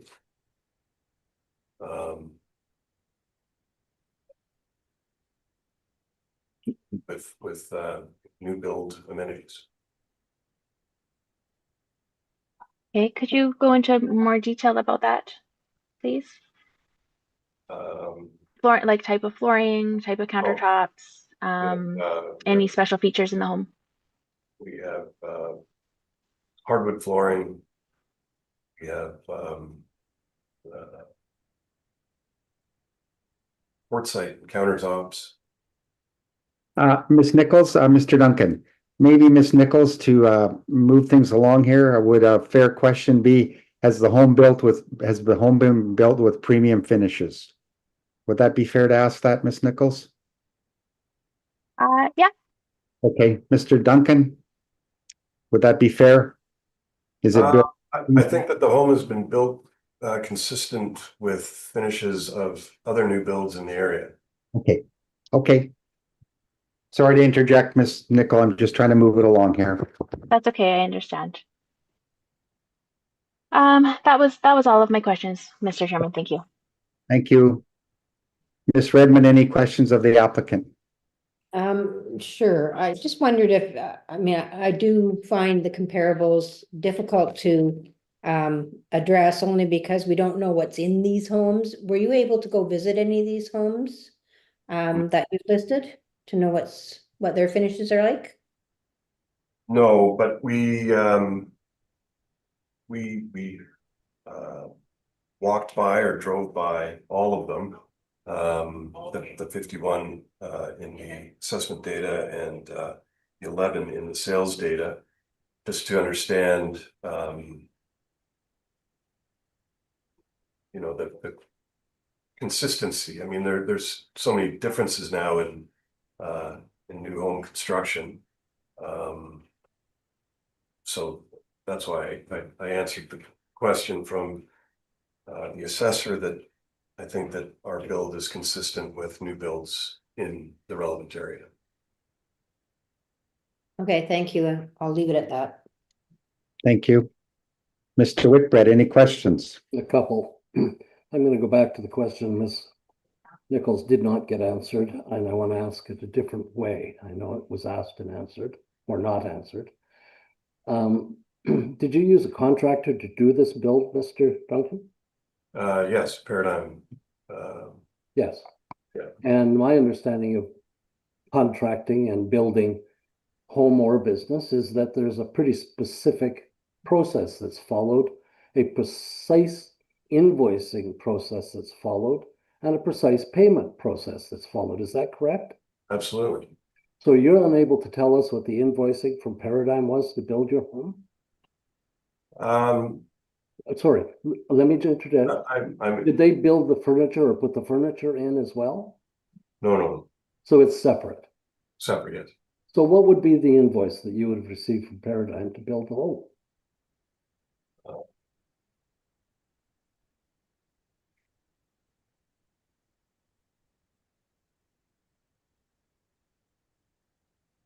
I can, if you give me a moment, I can find it and tell you. Yeah, that'd be great. Sure. I don't mean to be difficult, I just don't want to give an incorrect answer. Understand.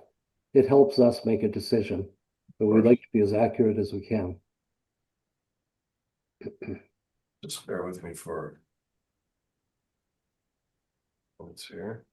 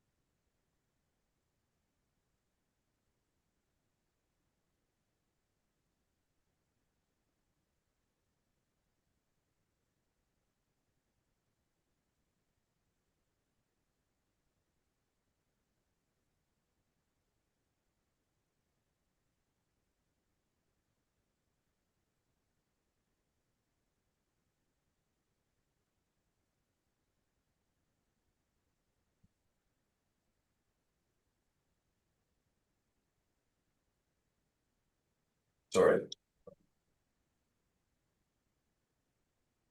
I mean, this should be fairly top of mind, should it not? This was only built a couple of years ago, Mr. Duncan. You would have had a quote, you would have had an invoice. Well, I just want to provide you with accurate information. And as I said, there's a lot that goes into the build beyond just build. I don't follow that. Are you talking about furnishings and landscaping, etc.? Yes, Yeah, I understand that, okay. But we're talking about a separate entity here that you would have been invoiced for. right. So they're going to give you the exact amount. You can just bear with me. Yeah, yeah. Mr. Chair, are we okay? Yes,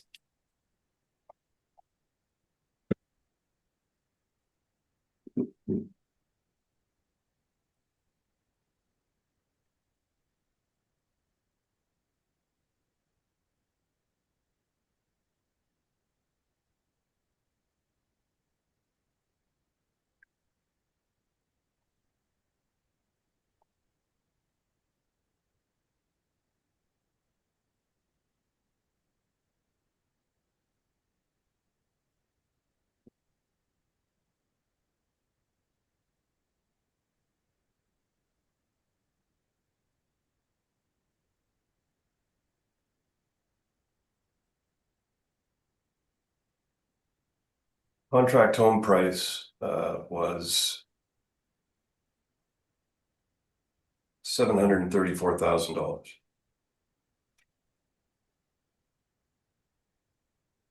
So that was on top of the 400,000 you paid, Correct.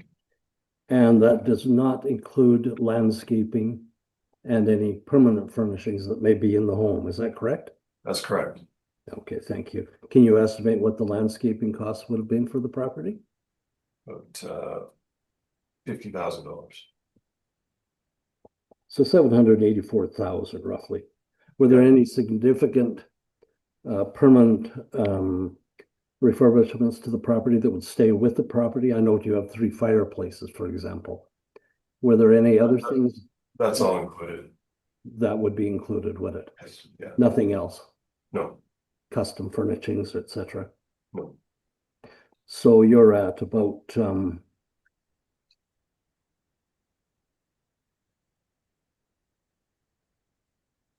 $335 a foot to build Right. on top of the 400,000. Okay, I want to make sure I have my numbers right. Now, you use the phrase, like I was going to ask the question, the furnishing, not the furnishing, sorry, the superior property. Your 4 houses or 4 properties and a lane approximately off Wellington Crescent. Yes. Is that correct? Right. And you say pertinent to the area. So saying that, you mean pertinent to a Wellington Crescent property, which some of us might consider to be premium? Well, just superior wasn't my terminology. I was just repeating what was said earlier. And I do think that there is a relevant area component for consideration here, yes. Okay, which would be Wellington Crescent and North River Heights. Yes, North River Heights. Yeah. Okay. Yeah, I think that's all for me. Okay, Thanks a lot. sure. Mr. Whitbread. Mr. Duncan, I'm going to go into the construction of the property. Could I ask you, do you know what the footprint on the main floor is on your house, I do. approximately? Approximately 1,200 square feet. 1,200, okay. And on this, we'll call it the second level. What is the knee wall height on the second level? Sorry, the which height? The knee wall height? You don't have a full, second story wall in the whole upstairs area, so there what we call a knee wall. Is it 5 feet, 6 feet? It's not 8 foot on the side of all the rooms upstairs, is that correct?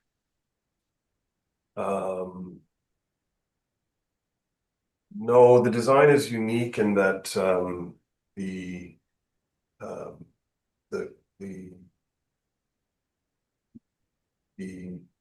second the area that's not developed is over a great room on the main floor, so it's just not so the rooms upstairs are 8 foot height, but they're restricted to the front of the house.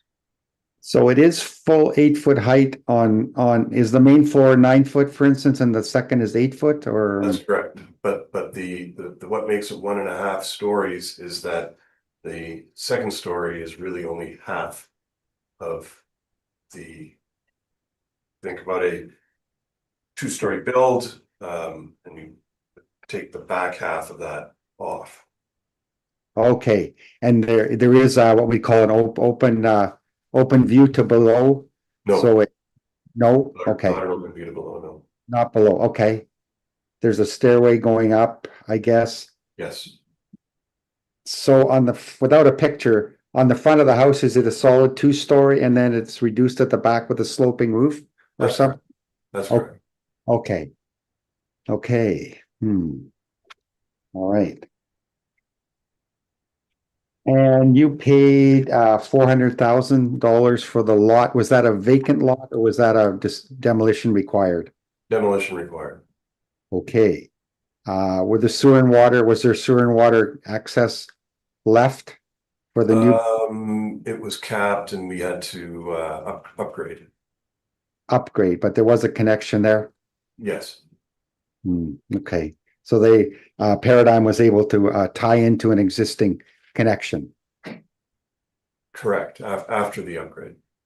Yeah, okay. Okay. All right.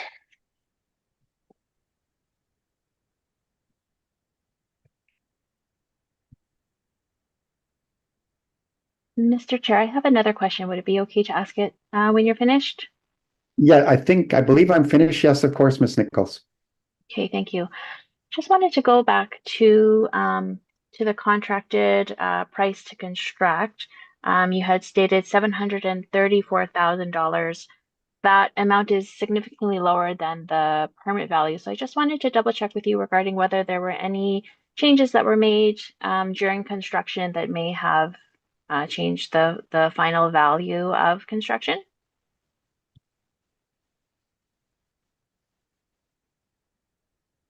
Well, looking at the invoice.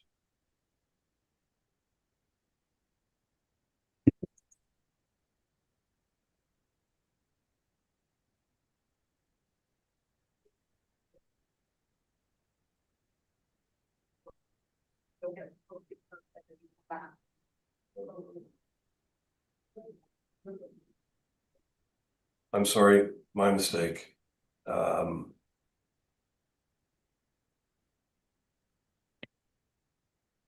That did not include allowances. It's 1.154. Okay, thank you very much for clarifying. That was all the questions I had, Mr. Chairman. Mr. Duncan, would you mind repeating that? The actual cost to build was 1.154. Okay. Sorry, is that different than the 734 you gave us earlier? Yes, it is. The first invoice I looked at didn't include the allowances. Okay, so thank you. Sorry, I looked at the contract the first time, and I looked at one of the later invoices this time. Mr. Chair, could I ask a question? Of course, Ms. Redmond. Does that 1.154 include the demolition permit?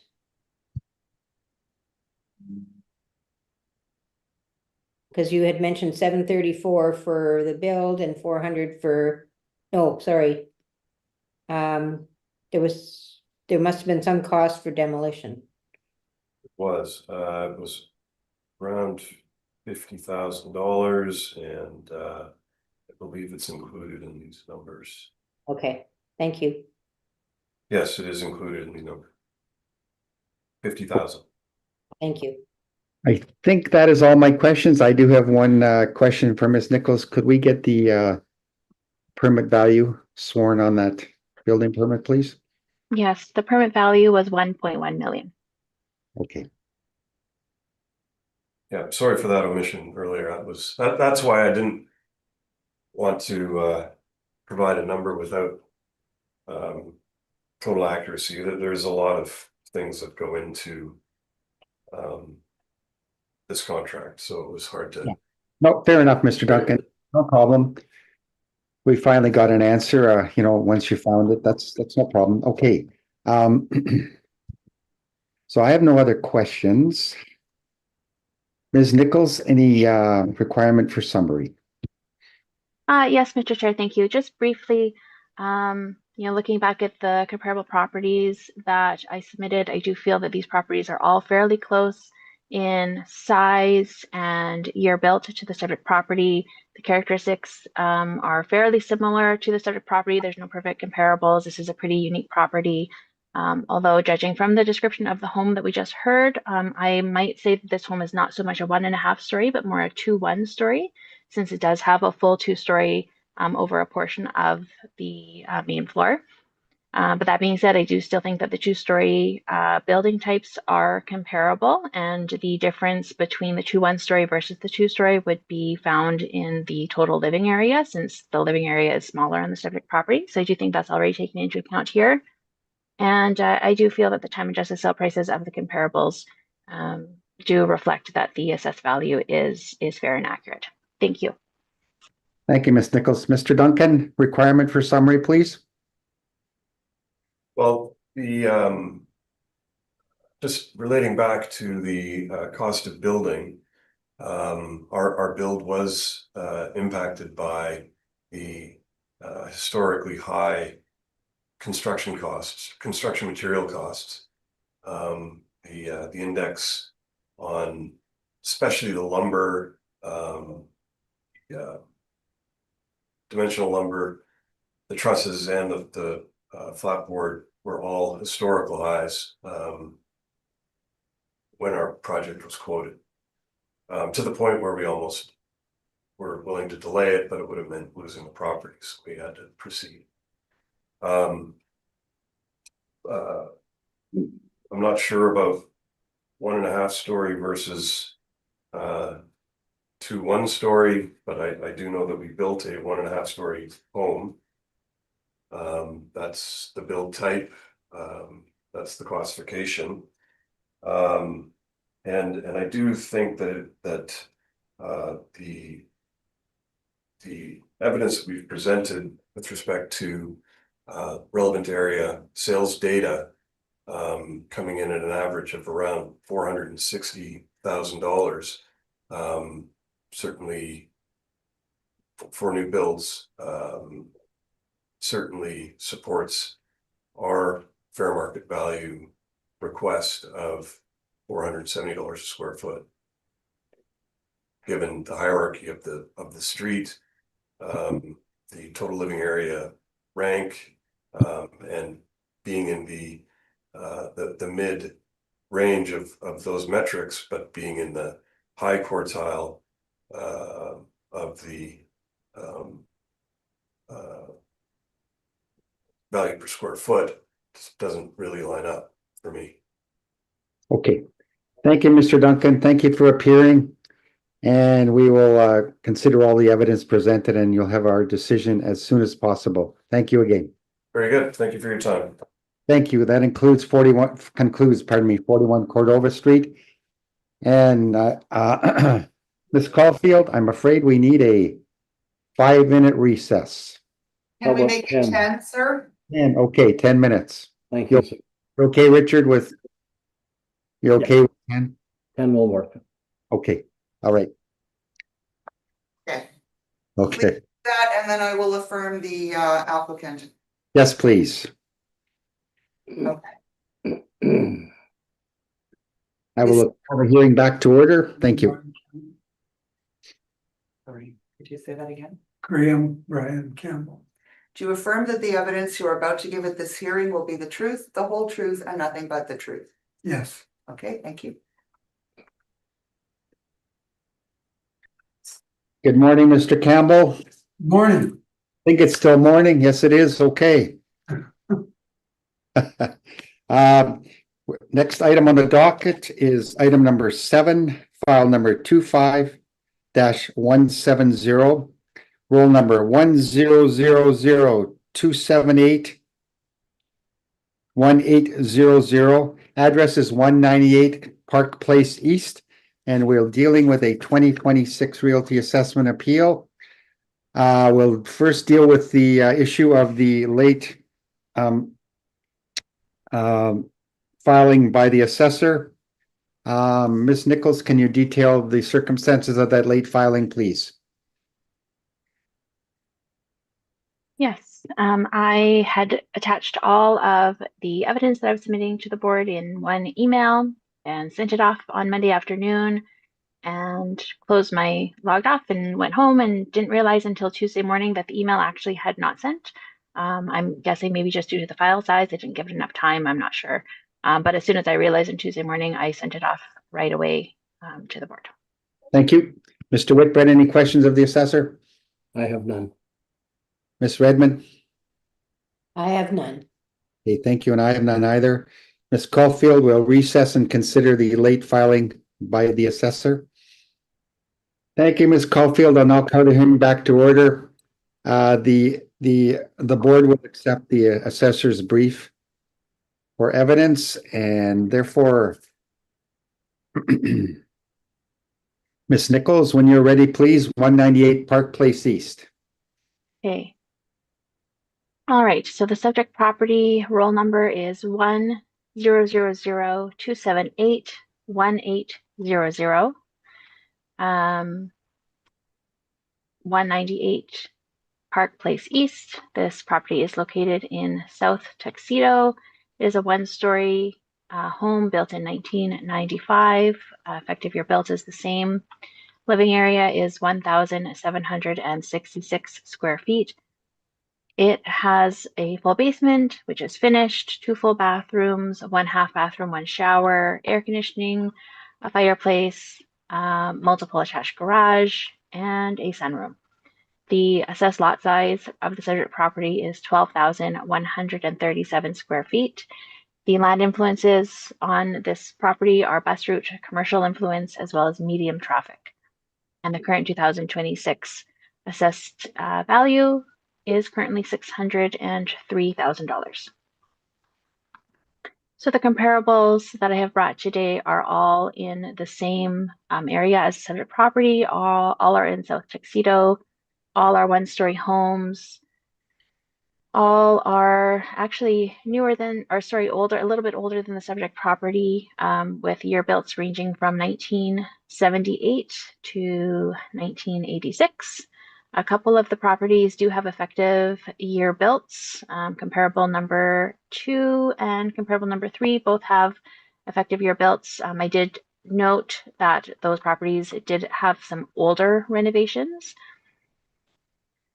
Comparable 1, 2, and 3 I had noted had some older renovations, and comparable 4 looked fairly original to me. All of the comparable properties have full basements, all have finished basements, so same as the subject property. Most have 2 full bathrooms, comparable 3 only has 1. Most have 1 half bathroom, comparable number 3 has 2, but all have 3 bathrooms, all have air conditioning, all have multiple attached garages, and none of the comparable properties have a sunroom. The assessed lot sizes of the comparable properties range from 9,204 square feet, so that's comparable number 4 is the smallest lot, up to 12,023 square feet. That is comparable number 2. So all of the comparable properties have smaller lots than the subject property. Comparables 1, 2, and 3 all have some land influences on them. So comparable 1 has bus route, commercial adjacent, and medium traffic, which is the same as the subject property, or it's very similar to the subject property. Comparable number 2 has bus route and heavy traffic, and comparable number 3 has bus route, commercial influence, external corner, and light traffic. Comparable 4 has no land influences. The sale prices range from $642,400 up to $800,200. The timing of the sale prices. And so looking at these sale prices compared to the subject assessed value, I do feel that the assessed value is lower than all of the comparable sales. And so the only other thing that I wanted to mention was that there was also a permit that had been taken out to, I guess, fix some foundation issues that this property had. That permit was closed in 2024. I did email the homeowner to confirm that the work was done and to find out what other work had been done, but I hadn't heard back as of the time of the hearing, so I'm not sure what the answers to those questions are. And so that was all for my presentation. Thank you. Thank you, Ms. Nichols. Mr. Campbell, I believe you would have the assessor's brief in front of you. Do you have any questions of the evidence presented so far by the assessor? Yes. I've never received any copy of the evidence. Haven't received the comparables. I do not have a finished basement in my house, and no one's come by to look at the property. Okay, do you have the brief in front of you now with the comparables? No. Ms. Caulfield, can we? Under ordinary circumstances, if we do not receive a copy of a brief from one of the parties, an exchange does not take place. Okay, So because we received nothing, we didn't supply anything. okay. Can I get clarification on that? Would it be possible to email so that the applicant could have a copy of the brief in front of him? Do you have access to email at this? Yeah, on my phone, sure. Alright.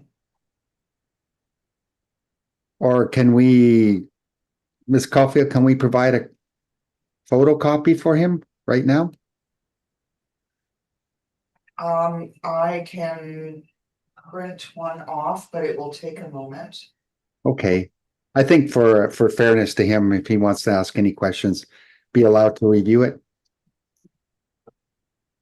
Can I ask this question? Did you receive any of the material I have in front of me? You were asking the board?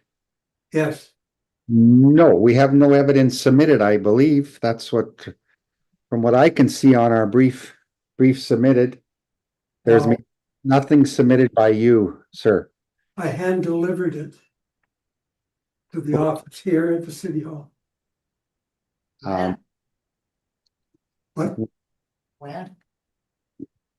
before the date? All this information was given, and I think it was Jennifer, I got a call back and she said, she asked me one question about it. So I'm just coming here to review the material that, to my understanding, was been submitted. I have no copy of. Okay. That's mind boggling. Mr. Chair, may I ask a question? Of course. Miss Nichols, did you receive the material yourself? If you asked a I question- received an email from the applicant on September the 8th with some attachments for work that was done. And that is the evidence. Did that get passed on? I did not forward the evidence to anybody, but Is this regarding I'm not sure if that's all the evidence. Is this regarding the foundation problem from 2024? Yes, yes, And is that what you're referring to, Mr. Campbell? yes. Okay, okay. Well, you can present it verbally, Okay, and no problem making notes of the issue if you're comfortable with that. that's fine, that's fine.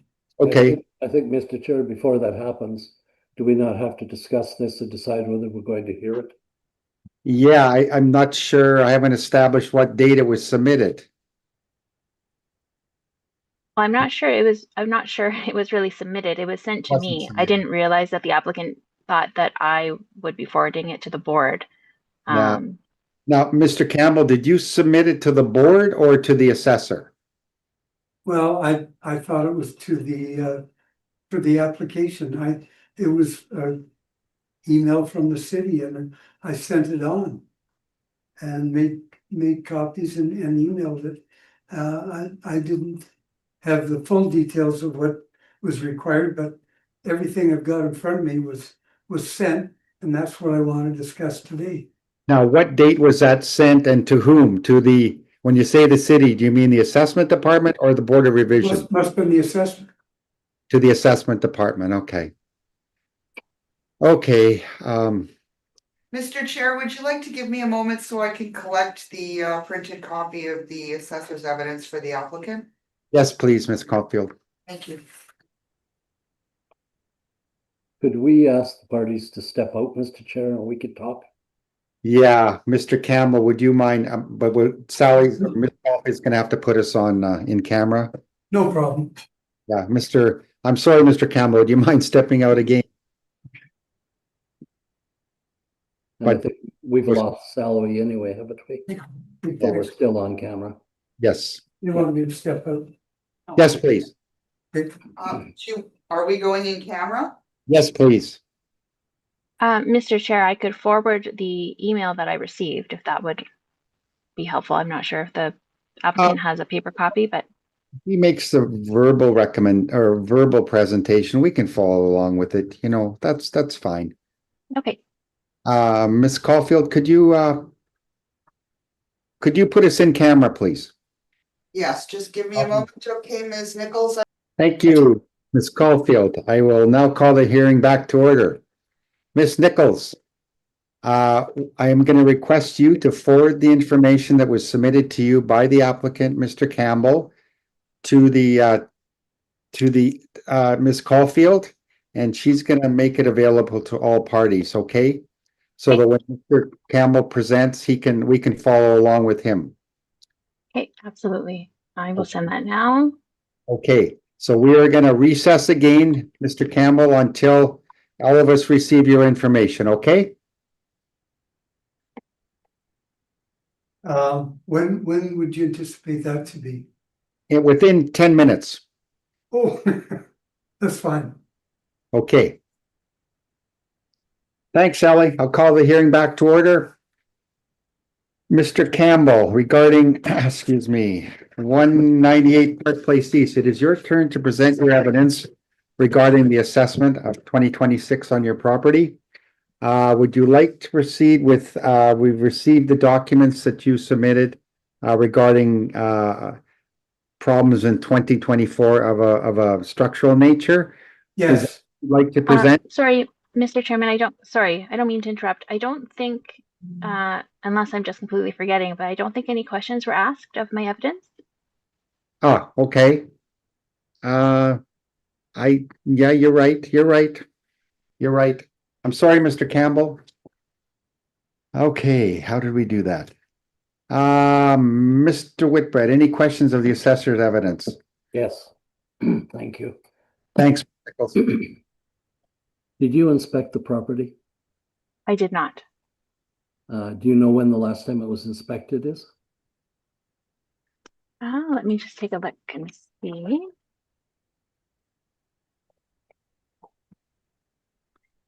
In 2016, a staff member did an exterior inspection and left a card. There was no response to the card at that time, and so some basement finish was added at that time.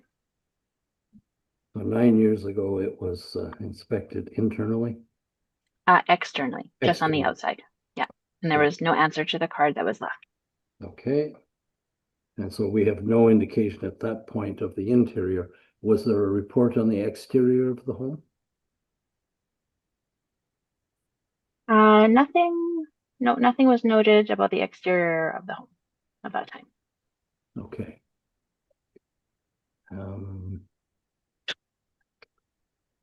Not much more to ask at this point. We'll have to wait for the other presentation. Thank you, Mr. Chair. Thank you, Mr. Whitbread. Ms. Redmond, any questions of the assessor?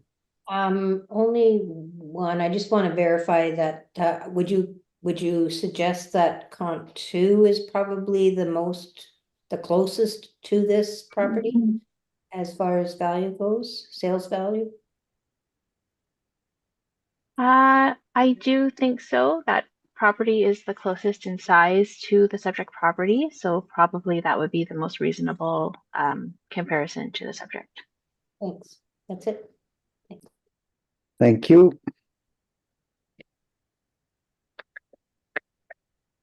All right, Miss Nichols, I'm just trying to, so the subject property is located on the south side of Taylor. So Taylor Avenue is behind the subject property.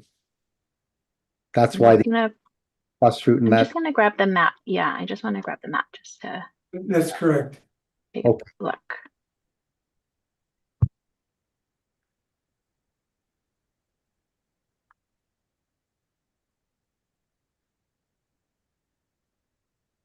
It backs on Taylor Avenue. Okay. Well, the subject property, yes, that is right. Backs onto Taylor Avenue. And comp number 1 also backs on Taylor Avenue. Yes, it does. Okay. Hence the same, okay. Influences, yeah. What would the commercial influence be? I'm wondering, are there row houses or something across on Taylor? I'm just wondering what the commercial would be. Yeah, I'm not too sure actually what is There's a there. I believe there's condos. Condos right across the street. Yeah. Condos across the street. You're just east of Portsmouth Boulevard. Got it. The condos there. That's Okay. right, that's right. Okay, got it. Now comp number the one on Grant Avenue, right on Grant, but it's on a service road in front, I guess. Yeah, okay. 12,000. All right. And 2 Dunbar, that would be, let's see where that. Okay, so that's got the Portsmouth Boulevard influence on the corner, all right, and condos across the street again, I believe. All right. So we've got some negative influences on those first 3. The last one, nothing, right? Yeah, okay. Right. Okay, and that's on Holland Boulevard, so we're in South Tuxedo there. All right, okay. And regarding that note of estimated basement finish, so the assessor didn't get in on that inspection and they estimated a basement finish. Do you know if there actually is basement finish down there? We'll determine from the homeowner, but No, it's not finished. okay. I Okay, had contacted, yeah, but I hadn't heard back before the hearing, so I wasn't able to confirm that. so can you assign a value to that basement finish estimated? Yeah. There would be value there. I'm not sure how much value that's adding at this point, but How many square feet is it out of the 1,700 square feet estimated? yeah, 1,048 square feet, So about half, or no, about 60. 60%. Yeah. Okay. So 1048 estimated, okay. And did they also add a washroom? Can you tell that? They added a half bathroom. Plus half bath, okay. We're not in the basement. There's no washroom in the basement. Yeah, okay. Yeah, that's what we're trying to determine here. Okay, so got an estimated 1,100 square feet of basement finish, probably including a half bath in that square footage. Okay. All right. And we'll confirm with you, Mr. Campbell, when we get to you, okay? Sure. I think that's all my questions. Thank you. Okay.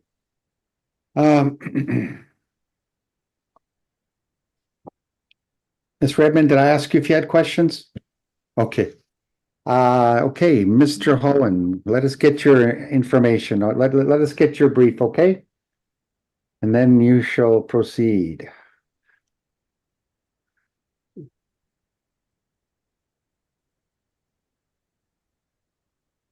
Okay, Mr. Campbell. When you are ready. We have discussed, no, we're not going to go there, okay. Mr. Campbell, when you're ready, please.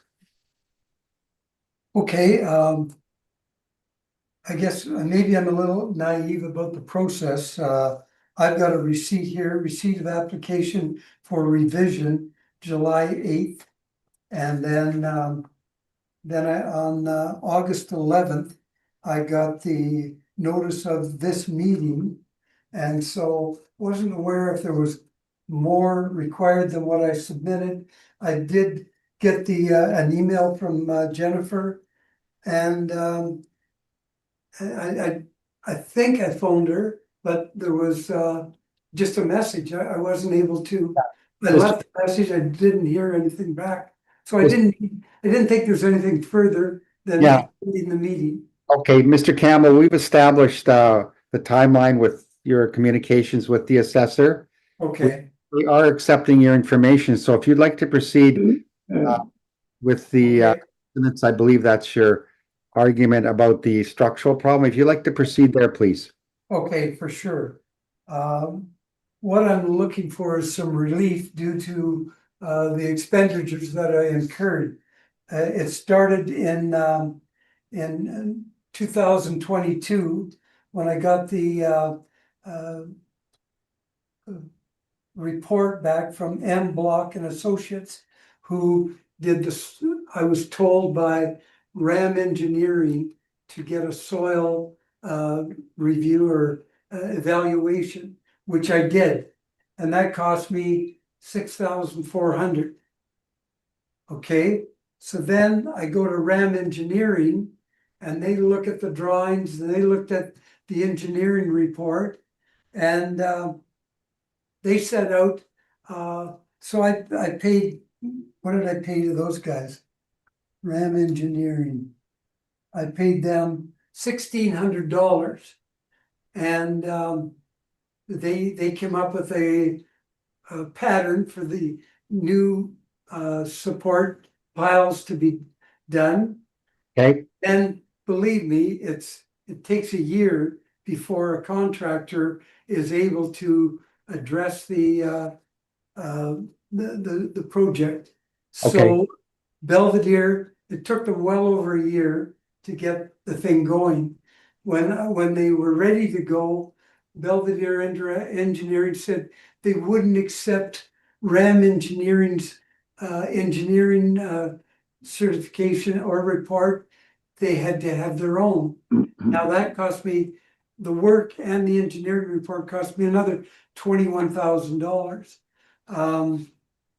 So glad to pay it because I was having to do repairs continually to the walls, from cracks in the walls, from the movement. okay, That has been corrected, and with the piles that I've had done. But you'll notice a invoice in there from a company called AVC, and they are sewer and water specialists.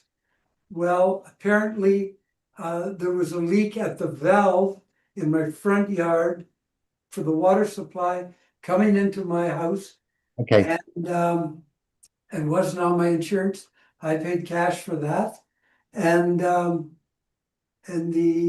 the contractor indicated to me that it was a common problem because the valve is quite heavy and quite often causes. So I wasn't going to go further to investigate. Was it the city's fault? Was it my fault? okay. I had to carry on, Could I- and they put in a new valve much later. Yeah, when could I ask, could I ask you to estimate? I think I've got it on page, I believe it's page 11. What, the invoice for that, 7,000? I see a total of $45,702, inclusive of painting and decorating, Belvedere construction, pile installation, approximately $27,000, $7,000 water line repair. Ram Engineering. So did you spend about $46,000 approximately rectifying the situation? Yes, yes, I did. And Okay. Belvedere, I remember at the back, they dug quite a huge hole Okay, down below my footings and did a great job, but they cut my sprinkler system. So so they've since sold the company. I can't go after the new company. It's work done from the previous owner. And so I gotta spend another $1,000 getting a new sprinkler line. So, yeah, I'm just kind of recapping the expenditures that were, to me, unusual. When I read, here's my biggest problem, the reason I'm appealing, is All right. in the M Block report, they suggested there was error made in the length and the depth of the piles. My house is on piles. When I bought it, I was nothing but comfortable because it was on piles. Then I run into this problem, and the engineer from M Block suggested I would be very successful in a lawsuit against the parties involved. And I just wasn't prepared to add another expense of a lawyer and going after this. Okay. But the report was pretty inclusive. okay, And suggested, and so did the Belvedere people, said the piles weren't down deep enough for the soil conditions in that area. So, which caused me to put this together and come to the city for an appeal. okay, all right. So I'm just gonna try and clarify or just summarize here. So you Okay. spent approximately $47,000 rectifying the situation, but in your opinion, there still might be future problems. Would that be, am I summarizing correctly? I think minor, and the reason I say that is the new valve out front is a much lighter one, new modern one. I don't think there'll be any shifting issues with that. And since then, I've only noticed very, very minor cracks. Okay, But I may have to do some repointing to the brick fascia on the front of the house. And there has been a dropping of the basement floor. So I may have to get that leveled. That could be $2,500. I don't know. So Okay. that's Yeah. what I'm. so when was the work completed? The foundation, It was in the spring of 25, I believe. just recently in the last, Oh, yes, yeah. okay. Now, in your opinion, is the house settling, like, is there still any problems with cracking or anything? I minor, very minor, but I am pretty happy with what Belverde did Okay, so far. so Yeah. far. All right, and I'm just gonna ask you two questions. The basement finish is not, there is no basement finish down there at all? There's no rec room, no, There's no rec room, there's no bathroom, there's So no, it's just insulated and drywalled, or, there's no drywall.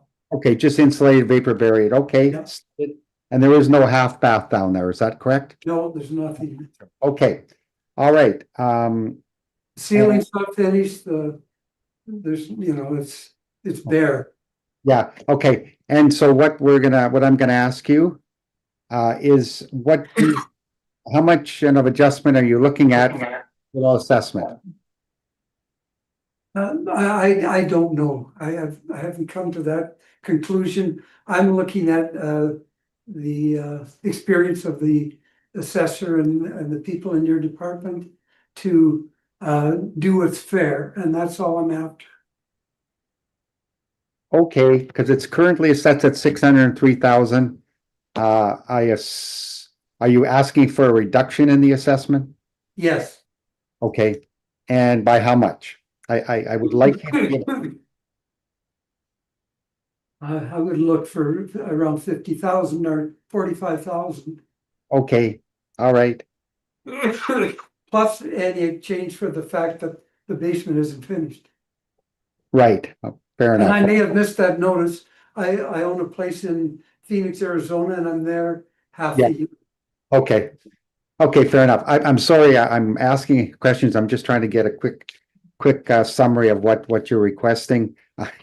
Ms. Nichols, do you have questions of the applicant? I think all the questions I had have actually already been asked. Thank you. Apologize, okay, just trying to here. No Okay, worries. the Whitbread. No, I'm fine. Okay. You did a good job. Chris Redmond, any questions? I have no further questions either. And I have no questions either, okay. All right, so Ms. Nichols, any requirement for summary? I guess just briefly, I would just like to just reiterate that the value before us today, the 603,000, is taking into account the previous foundation issues that the home had. So now that the work has been complete and the foundation has been repaired, that value would actually change, but it would be increasing to account for the work that has been repaired. And then, of course, if the basement isn't finished, I'd love to be able to schedule an inspection and remove that from our records. And that would have an impact in the other direction on the value. So I guess just at the current time, I think all considered, I do think the 603 is still a fair value for the property. Thank you. Okay. Mr. Campbell, any requirement for summary? We understand the situation that you've just gone through and you're concerned for future impact, but anything else you'd like to say? Well, I would like to say, based on the, I guess, the flaws in the original construction, with the piles being not at the proper length, and there's a default, in my opinion, there, and which I paid to correct. And I just think that it's overvalued.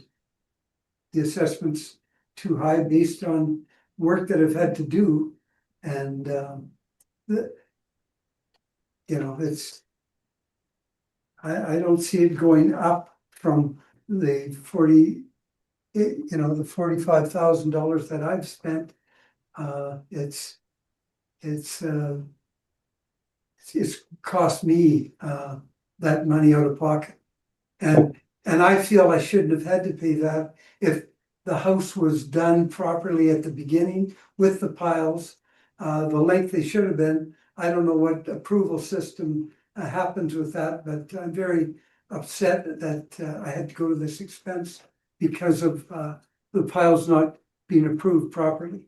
Okay, thank you, Mr. Campbell. I do have one question. Okay, I'll make a comment after you have your question. Yeah. If you don't mind. You said there is an allowance built in for structural problems. Is that right, Ms. Nichols? In the assessment on the roll this year?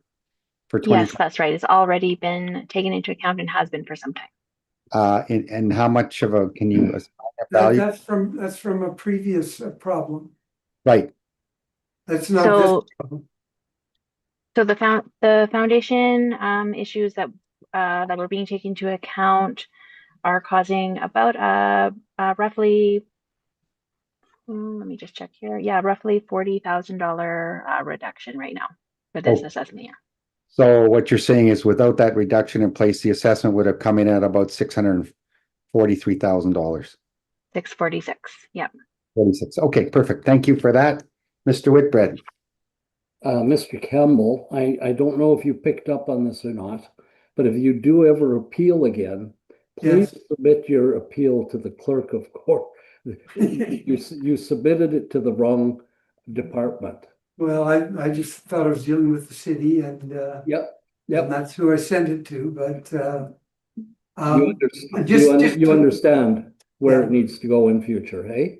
just to clarify, I had an appeal a number of years ago, which reduced the taxes, and it was a whole different problem.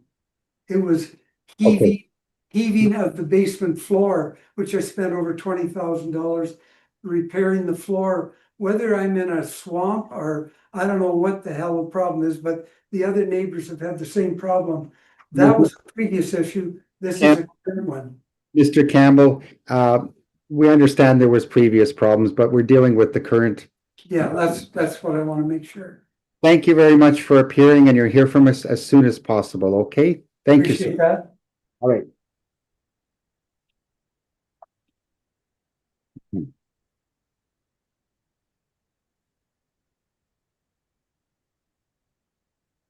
So we'll be going back to item number 3, Mr. Chair. Yes, please. The board will now recess to deliberate with respect to the remaining items to be heard. Thank you, Ms. Caulfield. I call the meeting back to order. The board has deliberated and will proceed with the remaining item in the absence of the applicant. Remaining item is item number 3, file number 25-309, roll number 12-05255-3000. The address is 335 Niagara Street, and we're dealing with a 2026 realty assessment notice. Ms. Nichols, can you just briefly summarize the brief that you're submitting? Sure. So subject property roll number is 12-05-255-3000, 335 Niagara Street. The subject property, as well as all of the comparables, are in North River Heights. All are 1.5-story properties. The subject property is the oldest of all the properties. The comparable properties are all newer than the subject property. The subject property is also the largest of all the comparable properties, except for comparable number 1. Probably one of the biggest differences here is that the subject property does not have a finished basement and the comparables do, but other than that, the characteristics of all the properties are very similar. Current assessed value for the subject property is $528,000, and the comparable sale prices are ranging from $501,000 up to $542,000. And so I do feel that since the assessed value of the subject property falls within the range of the comparable sales, I do feel that the value is a reasonable and fair value. And I guess the only other thing I would note was that the subject property has had some renovations as evidenced in the effective year built. And the comparable sales have mostly had renovations as well. So they're pretty similar in that regard as well. Okay, thank you, Ms. Nickel. Any questions, Ms. Redmond of the assessor? Just one, the fact that it doesn't have a finished basement, does that have any impact on your value? I think the finished basement would, of course, bring the value lower than if any other properties that do have finished basements. However, in this case, the subject property is more highly renovated than the comparable properties. And so I think it's fair to kind of put it, in the middle of the comparable sales, despite that not having the finished basement. Thank you. Mr. Whitbread? Just have you inspected the building? I have not. Okay, thank you. No further questions. Okay, and I have no questions. That concludes 335 Niagara Street. We have heard all the items scheduled and the hearing is now adjourned. Thank you very much, Ms. Nichols, and you'll hear from us as soon as possible. Okay, thank you. Have a good day. You Bye. too.